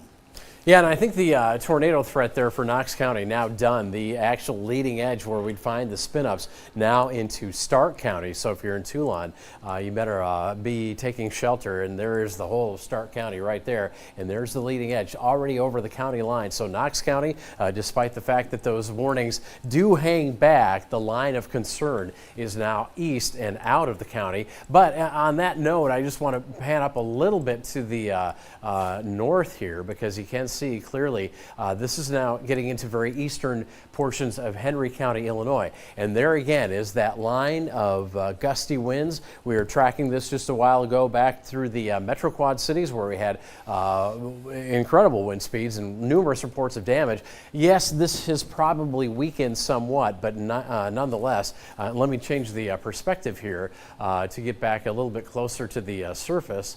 And there we go. Yeah, you can see here that from Anawan down to now east of Kewanee, there's Highway 34 as it makes its way up closer to Interstate 80 in western Bureau County. There is the leading edge of the line of stronger winds, and these are probably pushing out now anywhere between about 50 and 60 miles per hour as we work our way down that line. Again, these are tornado warnings right here. This black box that includes Williamsfield, this black box here, but the tornado threat threat was on the leading edge of these winds. There they are, already outside of the viewing area. They are into Stark County. We've got some viewers there. And again, that's why we're saying, folks in Toulon, make sure you are taking shelter now before those winds approach. And then that line gets rather ratty until we get down to Macomb, where we're trying to track circulation. I want to go up to Dixon, Illinois, because I'm noticing a little bit of a circulation developing there. And I know we have, even though it's not technically our viewing area, we have a lot of folks who watch us here in Lee County.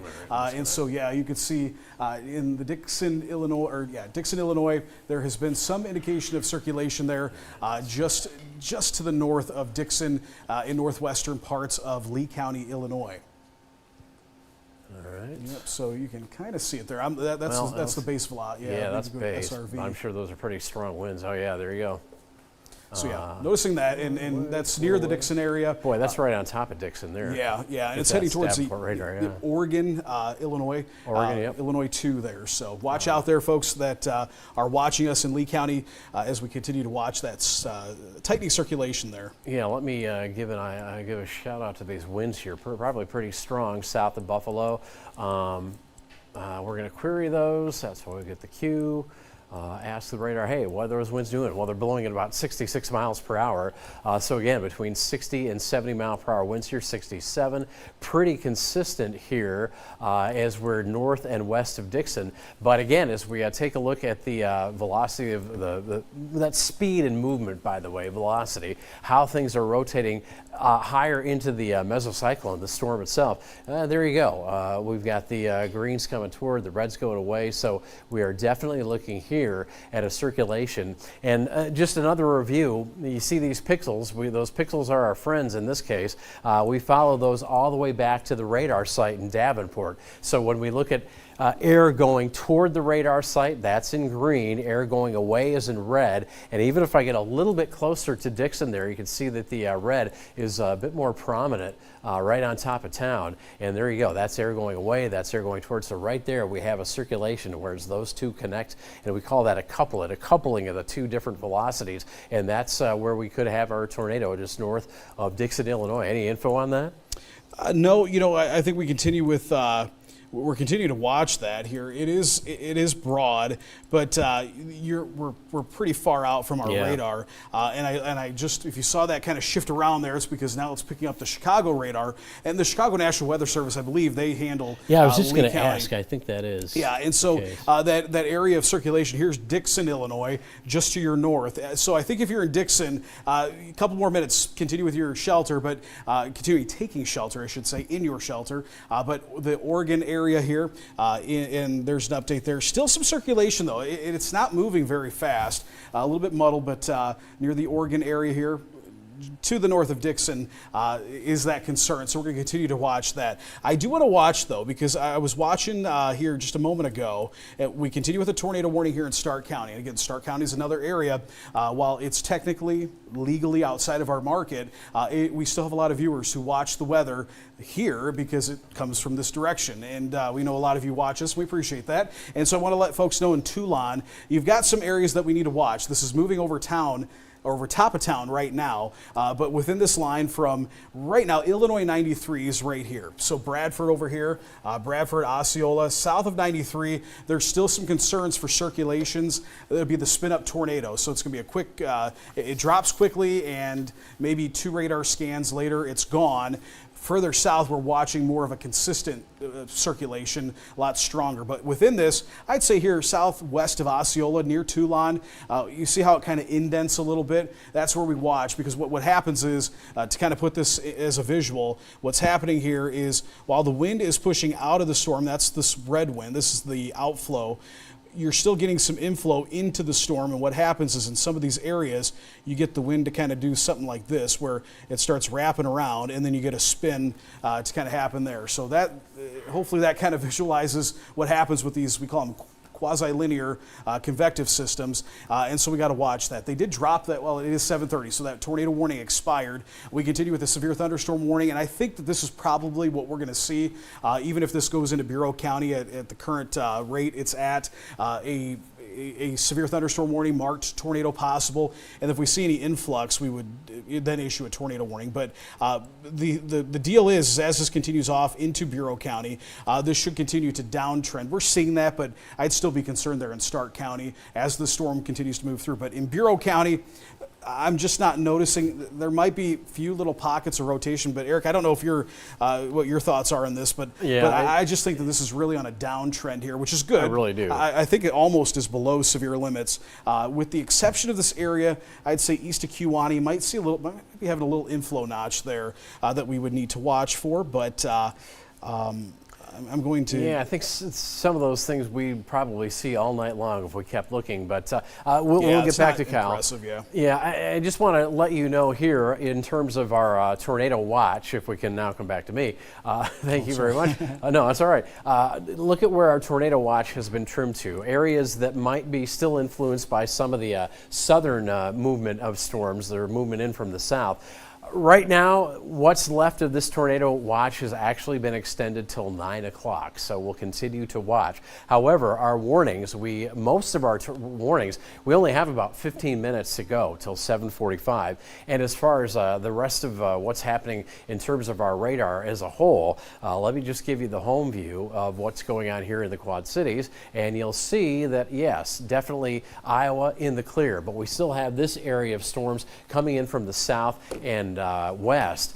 So that's a little bit more unstable. This is where we're getting perhaps our greatest chance of any further severe weather. At 7:45, most of these severe thunderstorm warnings will leave the map. At 8 o'clock, we'll still be watching this severe thunderstorm warning, but tornado possible. However, nothing at this point in our viewing area, that would be the southern portion there of Warren County, looks to be too threatening. We'll go in and take a quick look, but that means by 8 o'clock, we'll probably be able to get you back to NBC programming. We, of course, will be here until these storms are completely out of the viewing area, and if need be, we'd break back in. But here's a look, heavy rain and a little bit of hail along with the lightning there in southern Warren County. As far as anything that's rotating, again, no, because the winds have just blown out of this storm. Now they're off to the east into Knox County, southern Knox County. This is the extent of those that gust front. And again, yes, to our south, it might be a little bit more concerning, but that's still out of our viewing area.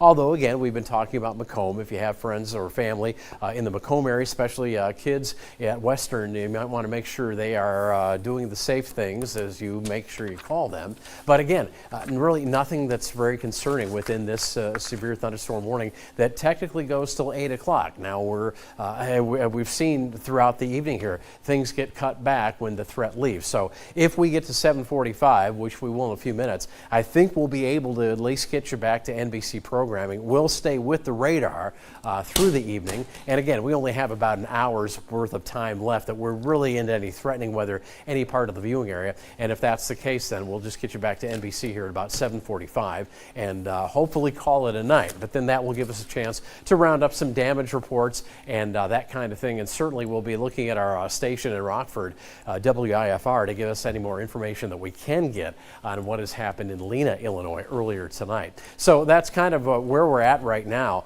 Yes, I do still see that we might have this little area of circulation with that tornado warning that does include Stark County and areas just south of Bureau County. That might get us into Bureau County itself with the next warning as an extension. But again, as Kyle was mentioning, that might come out as a severe thunderstorm warning tagged tornado possible. If that's the case, we can let you go back to programming, and if need be, we will come back in and take a closer look at that on the air. But for the time being, that's really the most concerning thing we have moving into southern portions of Bureau County, perhaps within about the next 10 to 20 minutes here at 7:35. Yeah, you know, we were talking just a few minutes ago about that storm here in Stark County, and I got to watch. It's not anything that's screaming tornado imminent, but you see we talked about that inflow notch right there near the Bradford area. So if you're in Bradford, continue with your tornado precautions. I don't see them putting a tornado warning out for Bureau County with this at its current rate, but it's something that we're going to watch closely. Earlier, we had some issues in Bureau County. We've had a lot of reports of hail, but also there was some wind damage too. William, we've got some reports, actually, some damage reports out of Bureau County. Yeah, if we can get to one of the pictures that you actually helped get us, Kyle, to show at least a visual of some of that damage that we're seeing throughout that Bureau County area. There you see that power pole snapped about a third of the way up. And that's something that we're seeing throughout a lot, especially in the Illinois counties. I know we have, about 2,000 or so power outages in the Iowa Quad Cities, now about 623 now in the Illinois Quad Cities per Mid-American. Really the biggest power outages we still see, though, those are in those Joe Davies and especially Stevenson County. We saw a big wave of power outages. If you've seen some of those pictures that have come out of Stevenson County, in particular Lena, Illinois, that's where we see a lot of those. I believe if you take all of Joe Davies, Stevenson County, and a couple others, you look at about 5,800 people without power. And those of you who know that northern Illinois area, you know that that is the vast majority of communities out there. Stockton, a big contributor to those people without power as well. Last time I checked, that was about 1,700 people. So as far as people without power, there are a lot. I know I mentioned it earlier, but really important to note, I believe Kyle and or Eric mentioned our friends at WIFR keeping tabs on that storm. I have also reached out to the Stevenson County Sheriff Steve Stovall. He says no one was hurt in those Stevenson County storms. Those, at least to this point, appear to have been the most severe, at least that we have been able to see from pictures and videos that have been released. Some of them really just strike you with awe, in particular one that shows that storm sweep all the way through the small town of Lena. I mean, I've been there a number of times. Definitely thoughts and prayers going out to them as they're going to have a lot to rebuild over the next couple weeks or so. But even as we seem to have some de-escalating conditions with the severe thunderstorm warnings throughout our area, Kyle, Eric, I'm going to send it back to you guys as you continue to track any potential threats coming out of those. Yeah, and again, we're looking at that line off to the south toward western Bureau County and Stark County. There it is right there, just looking at some of the wind speeds, generally in the 50s, between about 50 and 60 miles per hour. So not even technically a severe wind. So we're at 7:37, waiting for our warnings to expire here at 7:45. But again, just as we are on the air, just to give you a heads up, anywhere in Bureau County, I mean, from Walnut to Princeton, down to extreme southern Bureau County, this is the wall of wind coming at you. Whether it maintains severe strength or not, you will notice a change in the weather. So if you do have things in the yard that are of lighter weight that could be affected by 50 to 60 mile per hour winds, you might want to take this time, get those things inside. Let me see, I would have to say that if it's like this, you would need an umbrella, yeah, because that rain is still out there and it's rather heavy. But then down into portions of Stark County, there's Bradford. Again, you can see that we've got still that line of wind, and the concerning thing that has been showing itself here, that little notch right there. But again, at this point, it is tornado warned. However, we don't have any reports or any eyes on anything that's that concerning. But as that moves to the east and continues to move to the east, we'll keep an eye on Bureau County to see if a warning is extended. If that is, maybe it's just a severe thunderstorm warning, tornado possible tag. But since we really haven't seen any activity along that line, at this point, we're not really thinking that that will be anything to be too worried about. Let me move this just up a little bit. Here we go. And yeah, there you go. We drop down into Stark County. Just really, that's the only part of that line that we're too concerned about. We go over to Interstate 80, maybe a couple notches there, but again, they're just not looking like they would be anything to be worried about at this point. Yeah, I'm with you. I just think that this is, I think the biggest concern is going to be actually further south, here into Fulton County, so the Canton area. Again, we do have to watch. We still have a couple areas, I'd say south of Galesburg, Knox County. You're not totally out of the clear with this yet, but we're going to continue to watch that. Still in Stark County, up towards Bureau County as well. We still want to watch that, but everything is very much, again, if I was looking at this, I would say we could probably let even the severe thunderstorm warnings ride out, with the exception of maybe southern Bureau County and Stark County. But I'm going to show you why we're thinking that is because if I turn the base wind velocity on, which again, this is how we measure the wind strength inside the storm. The relative velocity is how we look for circulations, and you can see we're 47 mile an hour winds, which are still could cause some minor damage, but that's below a severe thunderstorm warning criteria. even a base one. So I'm just not seeing this continuing on to be a dangerous situation like it was when it was moving through the Metro Quad cities. But still, again, Bureau County, heads up, because this will be moving. It is moving into town. Buda, Wyanett, up towards the Neponset area, Manlius, Mineral, and then eventually off towards Dover, Malden. You folks will be impacted by this, but I'd say at this rate, I do not see a warning getting extended into central or eastern Bureau County, with the exception of what's happening here in Bradford. Still have to watch that, but even that looks like it's weakening some, so good news there. Knox County, though, we still have to watch that, and we're going to continue to watch that. I do want to mention something, too, is right before this circulation moved into the Macomb area, it did weaken, and the tornado lifted, I would say about maybe 5 or so minutes before it hit Macomb. So as of now, it looks like Macomb is in good shape and that tornado has lifted. They continue with a tornado warning and have extended it out into Fulton County, Illinois, but it looks like Macomb is doing all right here, so that's some good news there. Warren County, I want to say for you folks in Warren County, we can now give you the all clear. This should all be to your east right now, and I also think up here into Whiteside County, we can go ahead and give you the all clear. Henry County, just about Henry County, we could just about get you, give you that all clear, but still, again, we have folks up in the Dixon area and just northeast of Franklin Grove heading towards Rochelle. We have what looks to be an intensifying circulation, maybe.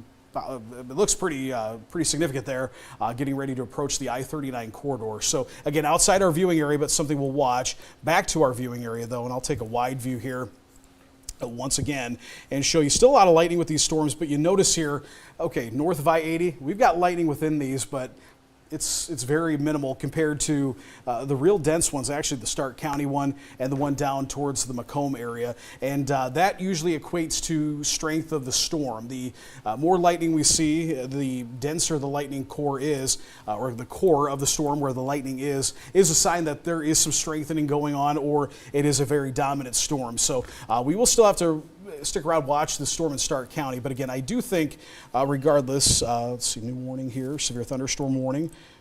We will take a look at that. They did extend that warning out for Bureau County.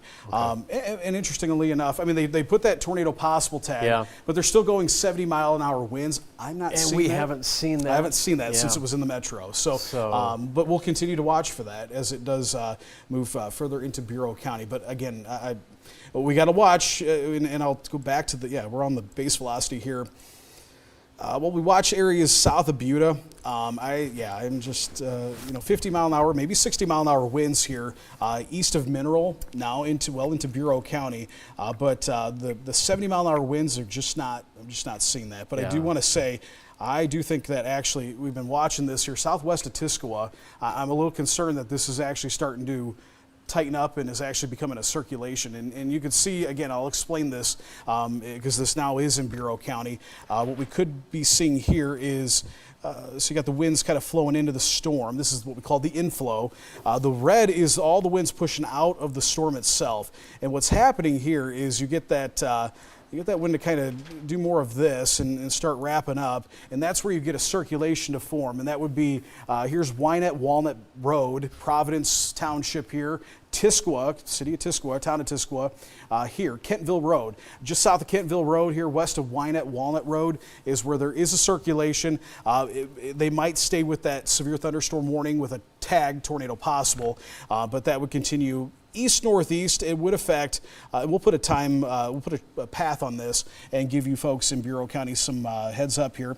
Moving a little slower, about 40 miles an hour compared to some of the other storms that were moving. At one point, we had one storm that was a 70-mile-an-hour mover. So we'll go like this so we can get some other towns here. Okay, so Liebertown Elementary, that's actually, that's not there anymore, but that's Bureau Junction, 802, Hennepin, 804, Depew, 808, Spring Valley, 815, and then we're off into LaSalle County at that point. So that's that area of weak circulation, but something that we'll have to continue to watch as it does move off to the north and east. I mean, it's kind of on the fence, Eric. I don't know what you think. Maybe continue with. Yeah, I think they'll continue with this severe thunderstorm warning, but we'll have to watch it here. Yeah, and I think we can continue up till 8 o'clock and Yeah. see how things go, because that did kind of reform. But I was glad that you showed the radar not too long ago at this angle, because man, Exact Track was right on it. It had that little tail of rain back off to the west here. It had those scattered showers and thunderstorms up around Waterloo here. So this is just to say, where do we go from here? This is now a tornado warning. It is now a tornado warning. Okay, Yep, and well, there might be a tornado on the ground. Okay. I'm working on getting this information, Let folks. me, so this is Bureau County. This back does to include our radar. Princeton. This is I mean, it is strengthening, Eric. I can tell you that. Yeah. So okay, so let's see. I'm gonna that did come up on the radar in about what, 2 frames almost? Two It's pretty frames, cool. yeah, Pretty close. 2 frames. We saw that increase here. Okay, so let me. Okay, I apologize here. I'm catching up here on all these. Okay, the rotation on ILX, which is the Lincoln radar, and our radar has eased some. Still the right. Okay, that's. Now it has retightened. Okay, we are going to have Here, to we issue can a come back tornado here. warning for that. All right. And they're talking to the folks in Bureau and Putnam counties.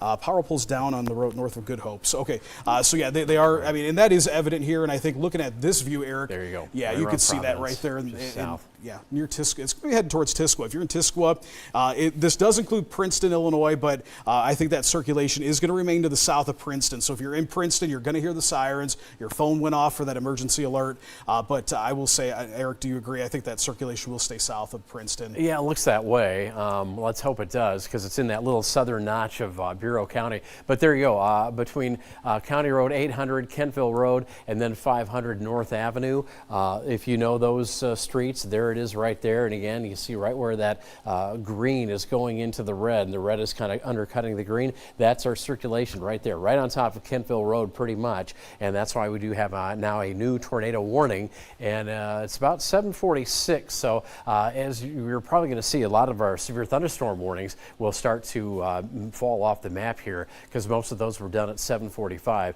But there you go. As I'm going to zoom out a little bit. There's Tiscua again, and as we come out a little bit, you'll be able to line yourself up with the rest of that part of Bureau County. But again, there's that southern portion of Bureau County, and as we look a little bit farther to the east, as we kind of put in line who could see this circulation, Depew, Hennepin, Spring Valley, Granville on the way, and there's Highway 6 right there, so it's south of that, and there's Princeton. So yeah, indeed, that's going to stay south of Princeton as this moves up toward Interstate 180.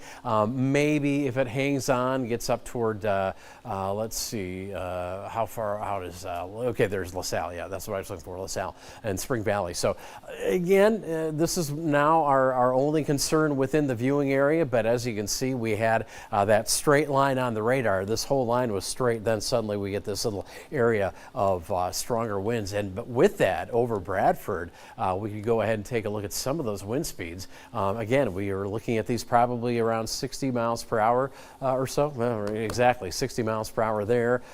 Here we have about the same, 60 miles per hour there, a little less here, maybe in the 50s, yeah, 58 miles per hour. So yeah, there's a pretty good rush of outflow here, and that's essentially why this part of the line has projected itself out to undercut this area here. So that's why we're looking at this potential circulation, and it's about almost as far south as you can get in Bureau County. But that is what we are tracking now, a new tornado warning for Bureau County, and this will continue till what was the expiration time on that? Was it 8:30 or 8:45? Let me get that for you. Yeah, I believe that 8:45. But I'm going to tell you that thing is going to get.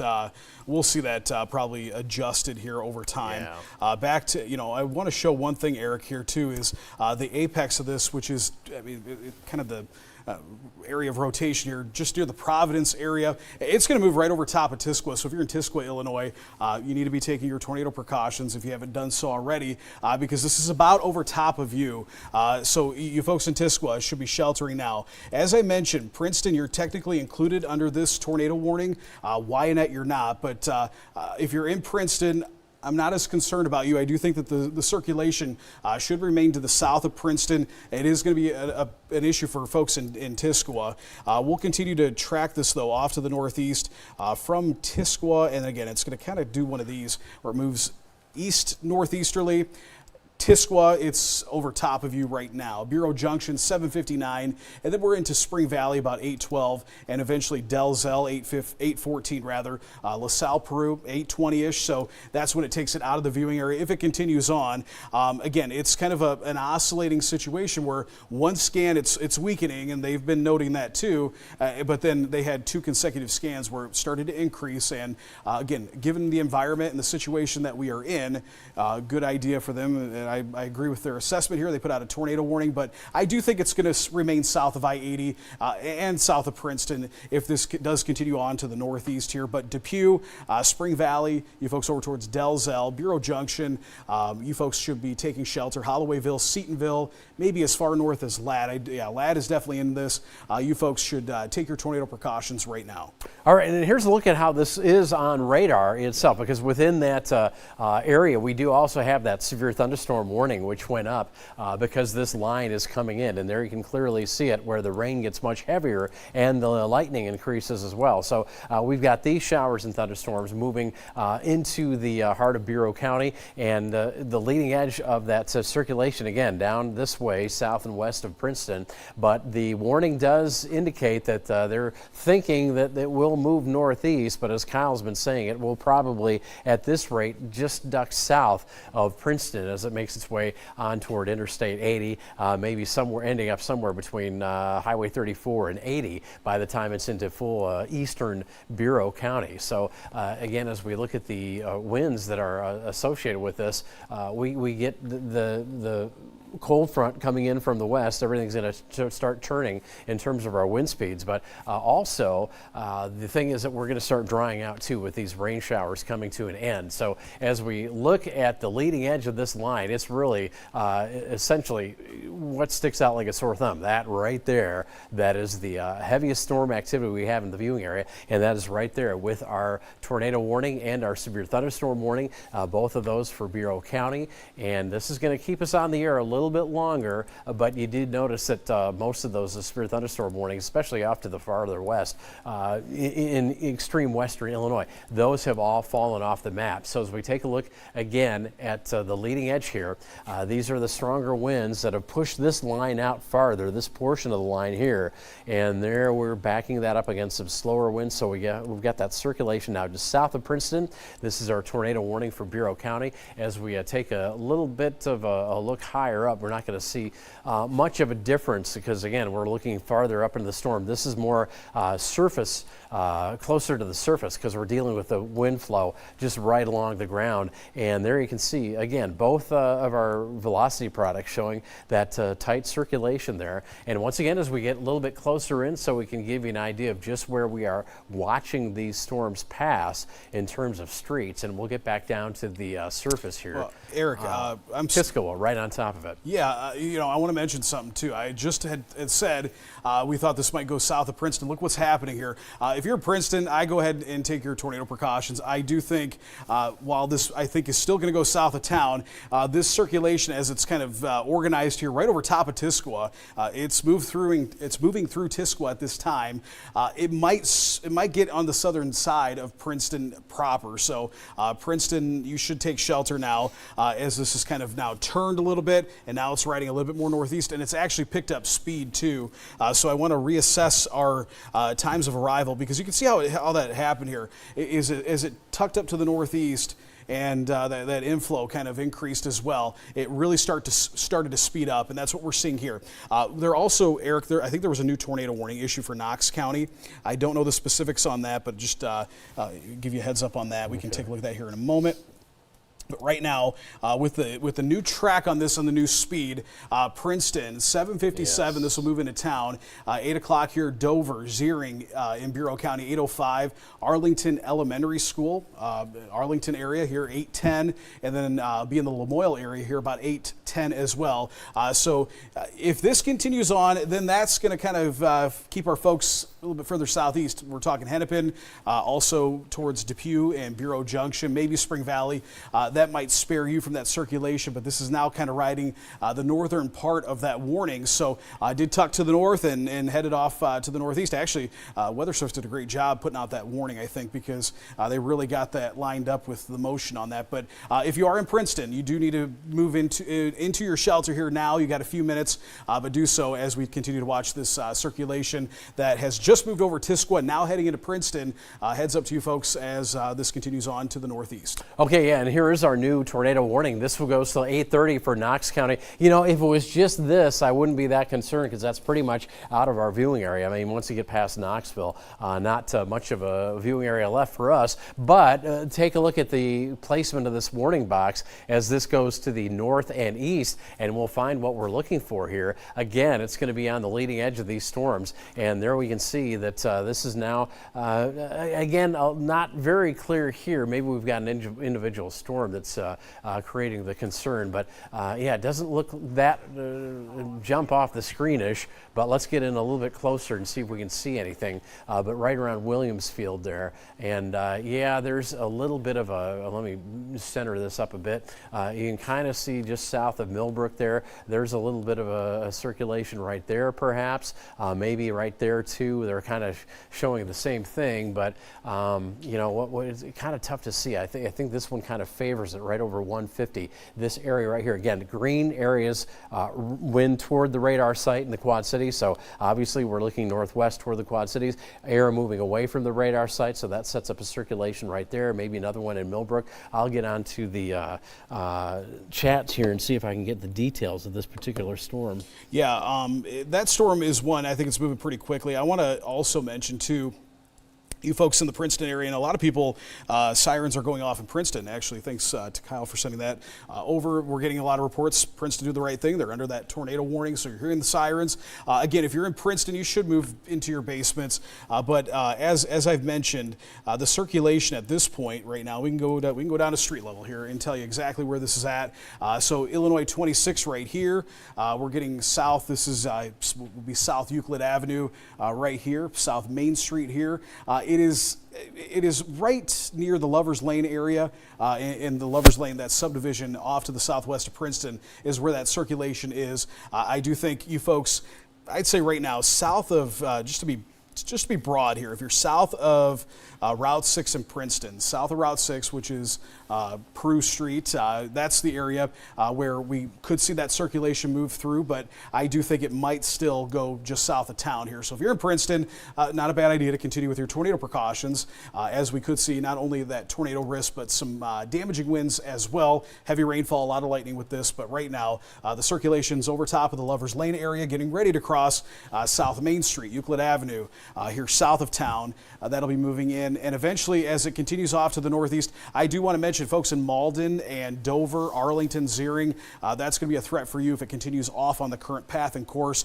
It is a broad circulation, not a very well-defined circulation, and I would say this too, as we've seen a couple scans here, it's held on to this form that you see here. A new update there as it has taken it at this point. Yeah, right now circulation moving over top of South Main Street before you turn to go south, or to go west rather, and south eventually into Tisqua. That's where that circulation is, southeastern side of town, broad but still very much present. And again, as was mentioned, why we are concerned about this is because of how this is all shaped up. And what you have is you have the inflow winds moving kind of like this, outflow winds like this, and then right here is where you would get a circulation. New severe thunderstorm warning, we'll take a look at that in a minute, but right here is where that would be. Here's South Main Street, here's Route 26. That's where that potential circulation is. No reports at this time of any confirmation of that. It continues to be a radar indicated circulation.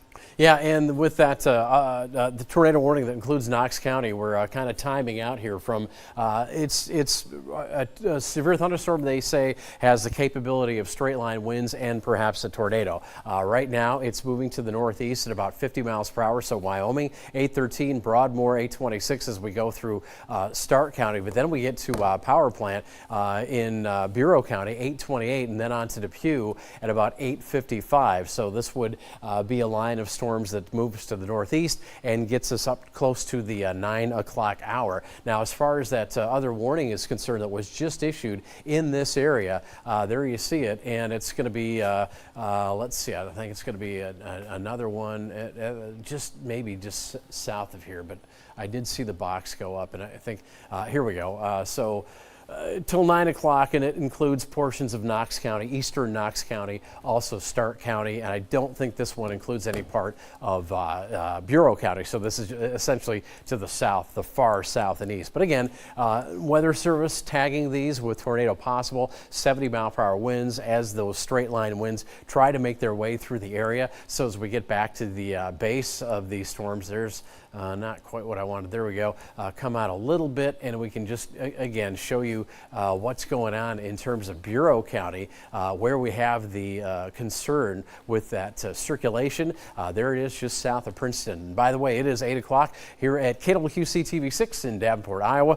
We are doing live severe weather coverage. Kyle Dickens and Deanna Rodriguez with me, Eric Maitland, in the First Alert Forecast Center, tracking these storms that are now almost out of the area, but they haven't said their last words yet because we still have eastern Bureau County to get out of this tornado warning, this black box here. As a matter of fact, we can make that show up a little bit better as we have that tornado warning till 8:45. Also the possibility of some hail, although hail, we really haven't seen much hail in a long time. Certainly nothing to be concerned about other than pea-sized hail, but that's been very, very isolated. There is the leading edge of the storms. It's moving into eastern Bureau County. And again, as we move a little bit farther to the south, what we'll see as we move things along here and jump down toward Knox County, again, another area of perhaps straight line winds right here, and that has prompted another tornado warning just for the chance that we might see a spin-up tornado along those areas that are now moving into Stark County, Illinois.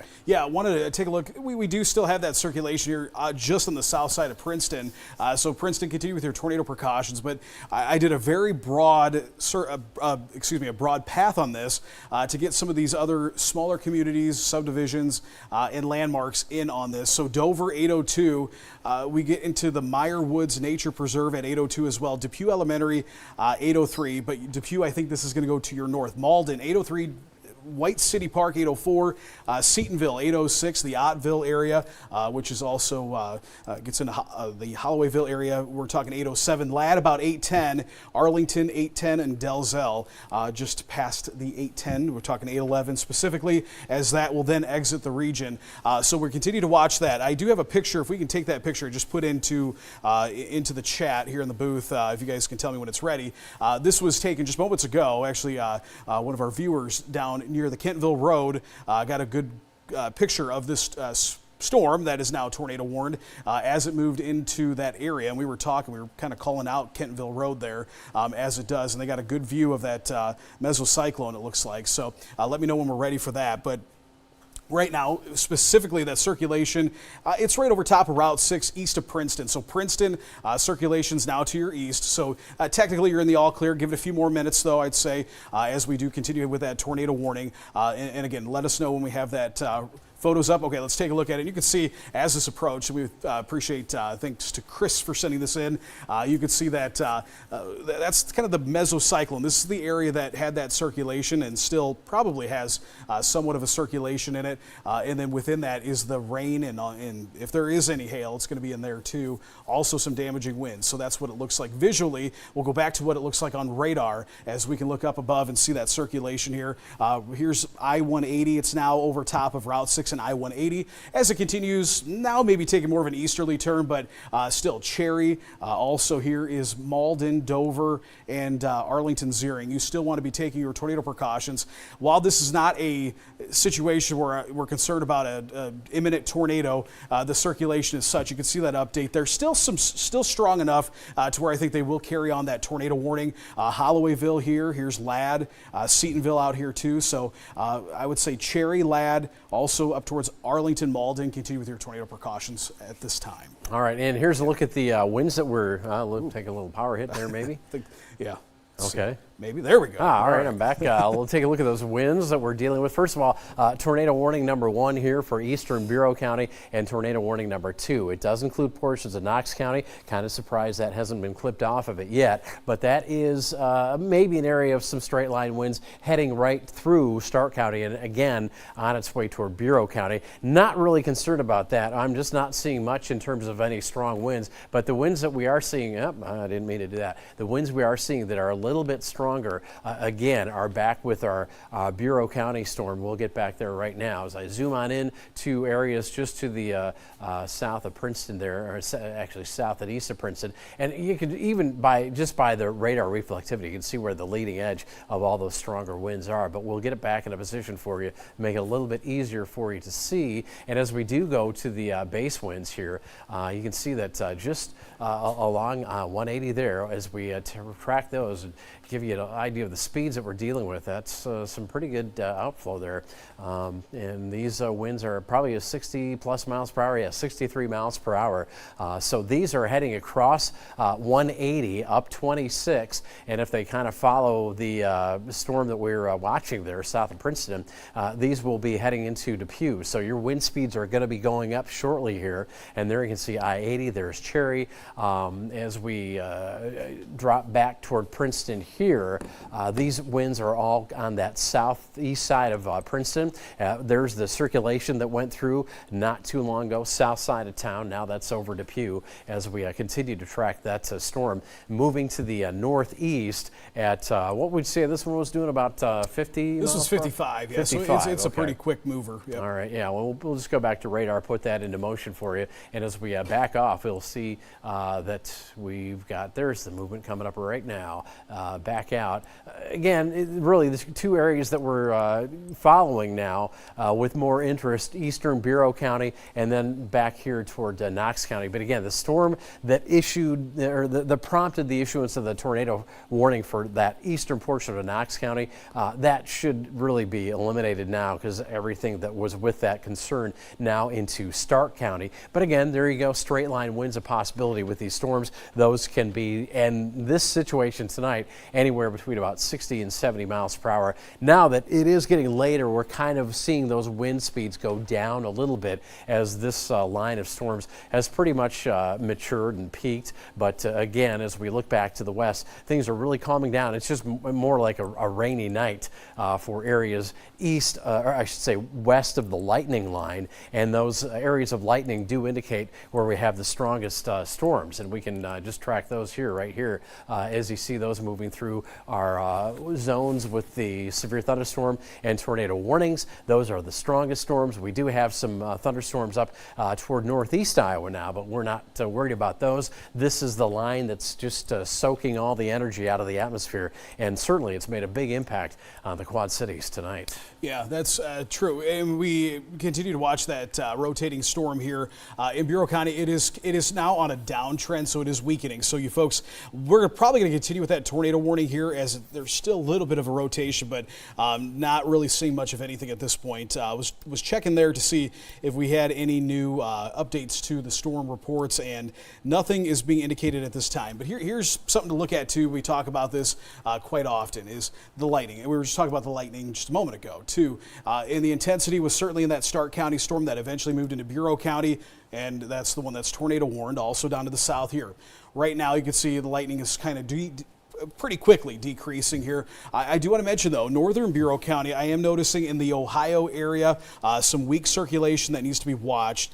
It might be a situation here for Lamoille. So I'd say if you're in Lamoille, up towards the Sublette area, this is all south and east of Amboy, but Ohio to Lamoille, maybe up towards Arlington, and eventually maybe towards the Mendota area. We're going to watch that closely because it is starting to couple up there just between, at this point, really between Ohio and Lamoille here on Route 34, or about to move into Lamoille, actually. They're close to Route 34, then eventually the Mendota area, and looking off into the Chicago radar, too, it shows that a little bit, and they just issued a tornado warning for that. So obviously the Weather Service is seeing the same issue here as we are. radar. While it does not include Ohio, it is for Lee County and LaSalle County. So they've got, wow, they put a big chunk of LaSalle County, in fact, in the tornado warning to accommodate for both this storm here that's east of Princeton and also what's moving into Lee County there. So right along Illinois 92, just to the east of Ohio, is a circulation that we're noting there. So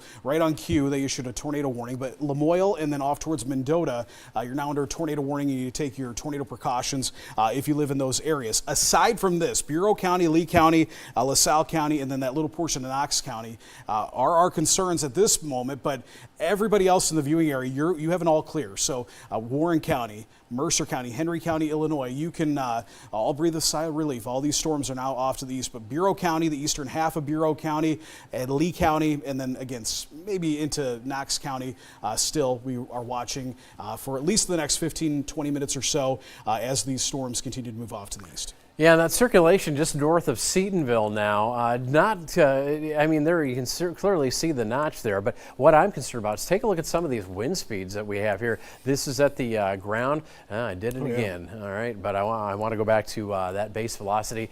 Here we go. Let's just do it bit by bit here. We'll go home, and then we'll zoom into Bureau County, because, again, what was interesting to me is the fact that if we looked at the base velocity, some of those wind speeds are probably getting pretty high now. Especially down towards Seatonville and just south and east of Princeton there. As we take, 65-mile-per-hour winds there. Now as we go a little bit farther north into the county in that warning area, still looking at winds above 60 miles per hour. So again, these are thunderstorm winds, and as we get a little bit closer, around Hennepin is where I was looking before I inadvertently moved my map. But we'll take a look here and see just how fast those winds are. And again, when you see this yellow in the orange here, we're looking at winds generally 60 miles or above. There's 64 miles per hour. Hennepin, you're getting some very strong gusts right now, still at 60 miles an hour there. And another thing I wanted to point out, and I'm going to get a little bit closer in here, and see how we've got this area of very strong winds between Princeton and Hennepin. The last time I checked, and I'm going to move this just a little farther north, we tried putting on debris, and look what we get. We get these little, if they're still there, maybe not as prominently, but we did get some indications that maybe some stuff was blowing around because, I mean, you get these 60 to 70 mile per hour winds, things can still get knocked around and blown around, and that was kind of what we were seeing just a few minutes ago, but it looks like it's really calmed down now in terms of any kind of possible debris. But still, what we're looking at here is these groupings of strong winds, 60 plus miles per hour. There's I-180, and there's the southern border of Bureau County. There's the eastern Bureau County, and so these winds still have to make their way through about the eastern third of Bureau County. Besides that, look at these areas here. There's the leading edge of those strong winds, and you can clearly see it. Once that rushes in, although that circulation that we're tracking doesn't look as prominent as it once was, once those winds start moving in, it looks like they're going to increase in strength. We'll go from 50 mile per hour winds on the leading edge to these pockets of 60 plus mile per hour winds here. So if you're in eastern Bureau County, still certainly not under the gun by any means. And as we move back down south a little bit, tracking that last tornado warning that was issued for areas south, it does look like, it's pretty much no longer in Knox County, and we still have that tornado warning that started in Knox County, still covering Stark County. But again, right now, I'll zoom into that little area of circulation. Maybe that's something to look at, but again, at this point, it's very convoluted, but there might be a little something there just south and east of Wyoming. So if you're in Wyoming up to Castleton, take your shelter. And I think I just saw a new, did we just get a new warning come out, a new severe thunderstorm warning? I don't believe so. Let me double check. Must have changed. It did for LaSalle County, not for, so just outside of our viewing area I here. see what they did. They just cut down the Bureau County severe thunderstorm warning. Yeah, and I would say too, Princeton, Illinois, you're in the all clear. So Princeton and areas west of Princeton, Tisqua, you're in the all clear, even towards the Hollowayville area. But still, it really is the worst of it, I think, at this point, is just now crossing into LaSalle County. So I would say probably, what do you think, Eric, maybe a few more minutes here, we can probably, as we see this continue to exit the region here. We might be able to take it back to programming here in the next 10 minutes or so. Yeah, we're at 8:13 now. Yeah. We'll take it about 8:25 to 8:30. We'll see how things go. Exactly, but this does look like right now. Okay, so here's the Bureau County, LaSalle County line. Okay, so right now, Dalzell. I would say Dalzell, Spring Valley, you still need to be in shelter. Up to the north towards the Mendota area is still the area that we are watching. Cherry as well. Ohio, we were watching up to the Ohio area. We were watching for at least at one point there was some circulation where they did issue a tornado warning here. Actually, I would say right now, Lamoille. If you're in Lamoille, you need to take your shelter. Take shelter now if you haven't done so already. This is heading right towards the Mendota area. Mendota's here. Illinois 251 here. We've got areas in southeastern Lee County. There is Sublette. This will be an issue for Sublette. Anywhere here in the northeastern corner of Bureau County, from Lamoille on up to the north. I know there's a lot of farmsteads. There's Van Oren, just to the northeast of Van Oren in southeastern Lee County. That's the area that you need to continue with your tornado precautions, especially Sublette, Mendota, and Lamoille at this time. So that is the area of circulation. Heading back down to the line, Eric, though, that circulation that we were watching that was what actually prompted this tornado warning, almost not in existence anymore. Yeah. So we're still dealing, though, with damaging winds. I was, as you were sampling some winds, I also was, and had some 65-mile-an-hour winds. So really it amped up here as it got into eastern Bureau County. But again, far eastern Bureau County and also that little northeastern corner of Bureau County into southeastern Lee County. Still continue with your tornado precautions as this continues to track off to the east. Yeah, still officially under a tornado warning, and you can see it right here. It continues east of Princeton in far east Bureau County. And as far as the time on that one goes, it's getting pretty close to expiring now. There you go, 8:45. But again, with the threats moving out, we'll probably be getting back to NBC programming at about 8:20 or so. So that gives us about 5 more minutes. Again, just the heads up that we want to give you is some of the wind speeds that we've been seeing this storm generate now. A little bit more widespread in portions of eastern Bureau County. Some of these winds are about 50 to 60 miles per hour. So that just almost gets them right there to severe thunderstorm, minimal severe thunderstorm strength. And that will likely continue until that all moves out of the county. It's probably going to take about another half hour or so, but you've got the heads up now. And as far as other areas are concerned, yeah, we're not really dealing with any strong winds like that in any other portion of the TV6 viewing area. There are some there south of Stark County, but really everything is starting to wind down, which is good news. I do want to point out, though, that there are a few places that still have some issues, and one of those issues is from earlier this evening, and that's the flash flood warning that continues here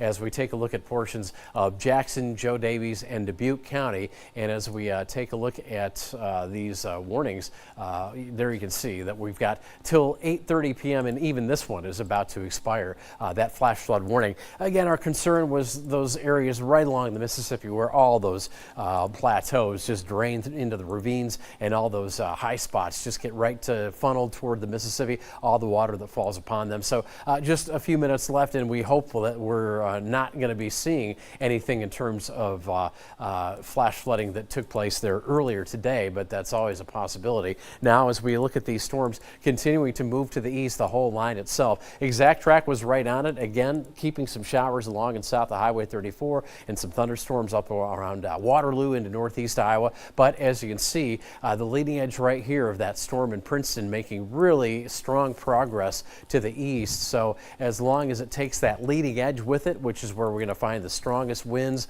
initially, followed up by a few other strong winds, that's good news, and that's all the progress that we've been looking for this band to make as we come up on 8:20 here. Just a few more minutes till that leading edge is completely out of the county, completely out of eastern Bureau County. But again, behind it there are some possibilities that we're looking at some strong winds, and there is our tornado watch that again is being chipped back. Now, what is left of that tornado watch does last until 9 p.m. But again, everything is really calming down quickly. Yeah, I do want to pass along here something, and just to kind of looking at some reports that we've had here from across the region. And so one is 217 thunderstorm wind damage that was reported. And this is only a fraction of some of the reports, because this is just what got put into the system and is now showing up on our radar here. But a lot of hail reports, but here we've got in parts of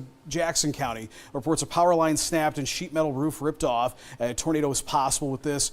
There was a tornado warning at that time, so that's one report. You go up to Joe Daviess County, the reports get a little bit more frequent. And here we go, 3-foot tree down at the base, thunderstorm wind damage there. A lot of hail reports. Here in the metro and to the north too, we've got wind reports. And this was that report from the National Weather Service of 66-mile-an-hour winds at the Weather Service office. So that was a confirmed deal there. Up to the north here into Clinton County, we did see some 65-mile-an-hour winds there, as well as that line moved through. Again, there are a lot more reports, and I know this because we've been hearing them and seeing them from our viewers, and we appreciate you sending that information in. Here in Knox County, let's take a look at what we've got here as those storms move through. 3 to 4 inch branch across the road there, so some tree damage in southeastern portions of Knox County. And then here we go, flipped farm trailer, tree snapped and several power poles snapped on I-74. This is kind of towards the Knox and Peoria County line. Also want to mention there is extensive damage being reported further to the south in McDonough County near the Macomb area. We've got reports of damage to even, they said some damage to rail lines. And it looks like a tornado passed through. Extensive damage, again, in parts of McDonough County. That happened before it made it into the Macomb area. But it looks like a dangerous tornado moved through that area. And then, of course, what we're hearing up into Stevenson County and the Lena area. Looked at some damage, Eric, that we're going to be sharing here tonight at 10. I looked at some of the damage reports and some of the video that's coming out of there.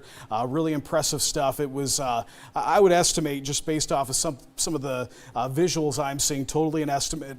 I'm not there on the ground to survey it, but I'd say we had an EF3 tornado, could possibly be stronger. So the fact that everybody made it out alive and there was no injuries, or we don't know if there was no injuries, there was no fatalities at this point. That's excellent news based off of some of the damage. We're compiling that, and we will have more on all the damage across the area and all those pictures and videos that you've been sending to us as well coming up tonight on your news at 10.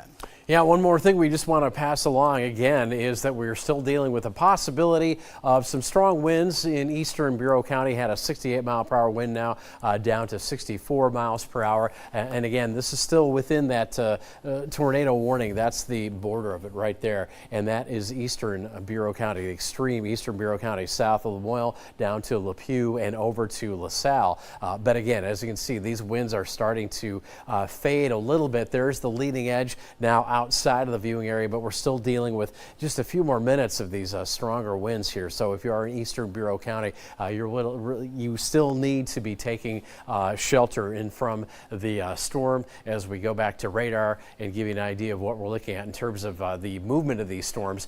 Pretty quickly now getting out of the area, but behind them again, we've got that drop of wind that's blowing up to 60+ miles per hour, a little bit of lightning there.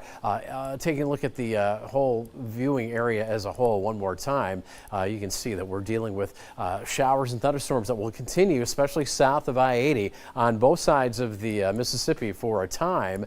Also, don't be worried about these. We're going to get some scattered showers, maybe some thunder showers to follow up this line as we get into the night. But eventually later tonight, our skies will start to clear on off after a mostly cloudy start. There you can see that spine. Just follow where that lightning is.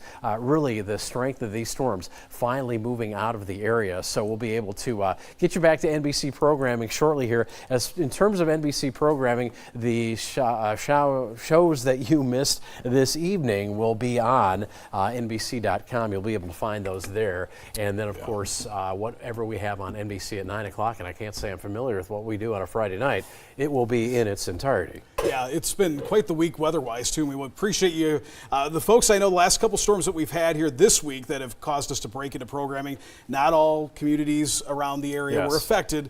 This was a much different situation, and obviously a lot of hometowns were affected. I would like to say, too, I would say at this point, Bureau County, you're in the all clear. I think the circulations are now just a pretty strong one there near the Mendota area. I know we do have some viewers here in the western parts of LaSalle County. So from Mendota down 251 into the LaSalle, Peru area, we still continue with some circulations that is now into LaSalle County. Bureau County, though, all clear here so far. Yeah, and so that's your heads up if you're in the Mendota area or points east, if you are still getting us and watching our coverage. But for the time being, if anything does change, everything seems to be quieting down slowly but surely right now. If anything does change, of course, we'll be here right through the 10 o'clock news to bring you the latest updates in case there are any more warnings or any further weather to talk about. Till then, though, we will let you get back to NBC programming. Thanks so much for joining us for our live storm coverage here on KWQC TV6. Roads from the Spores residence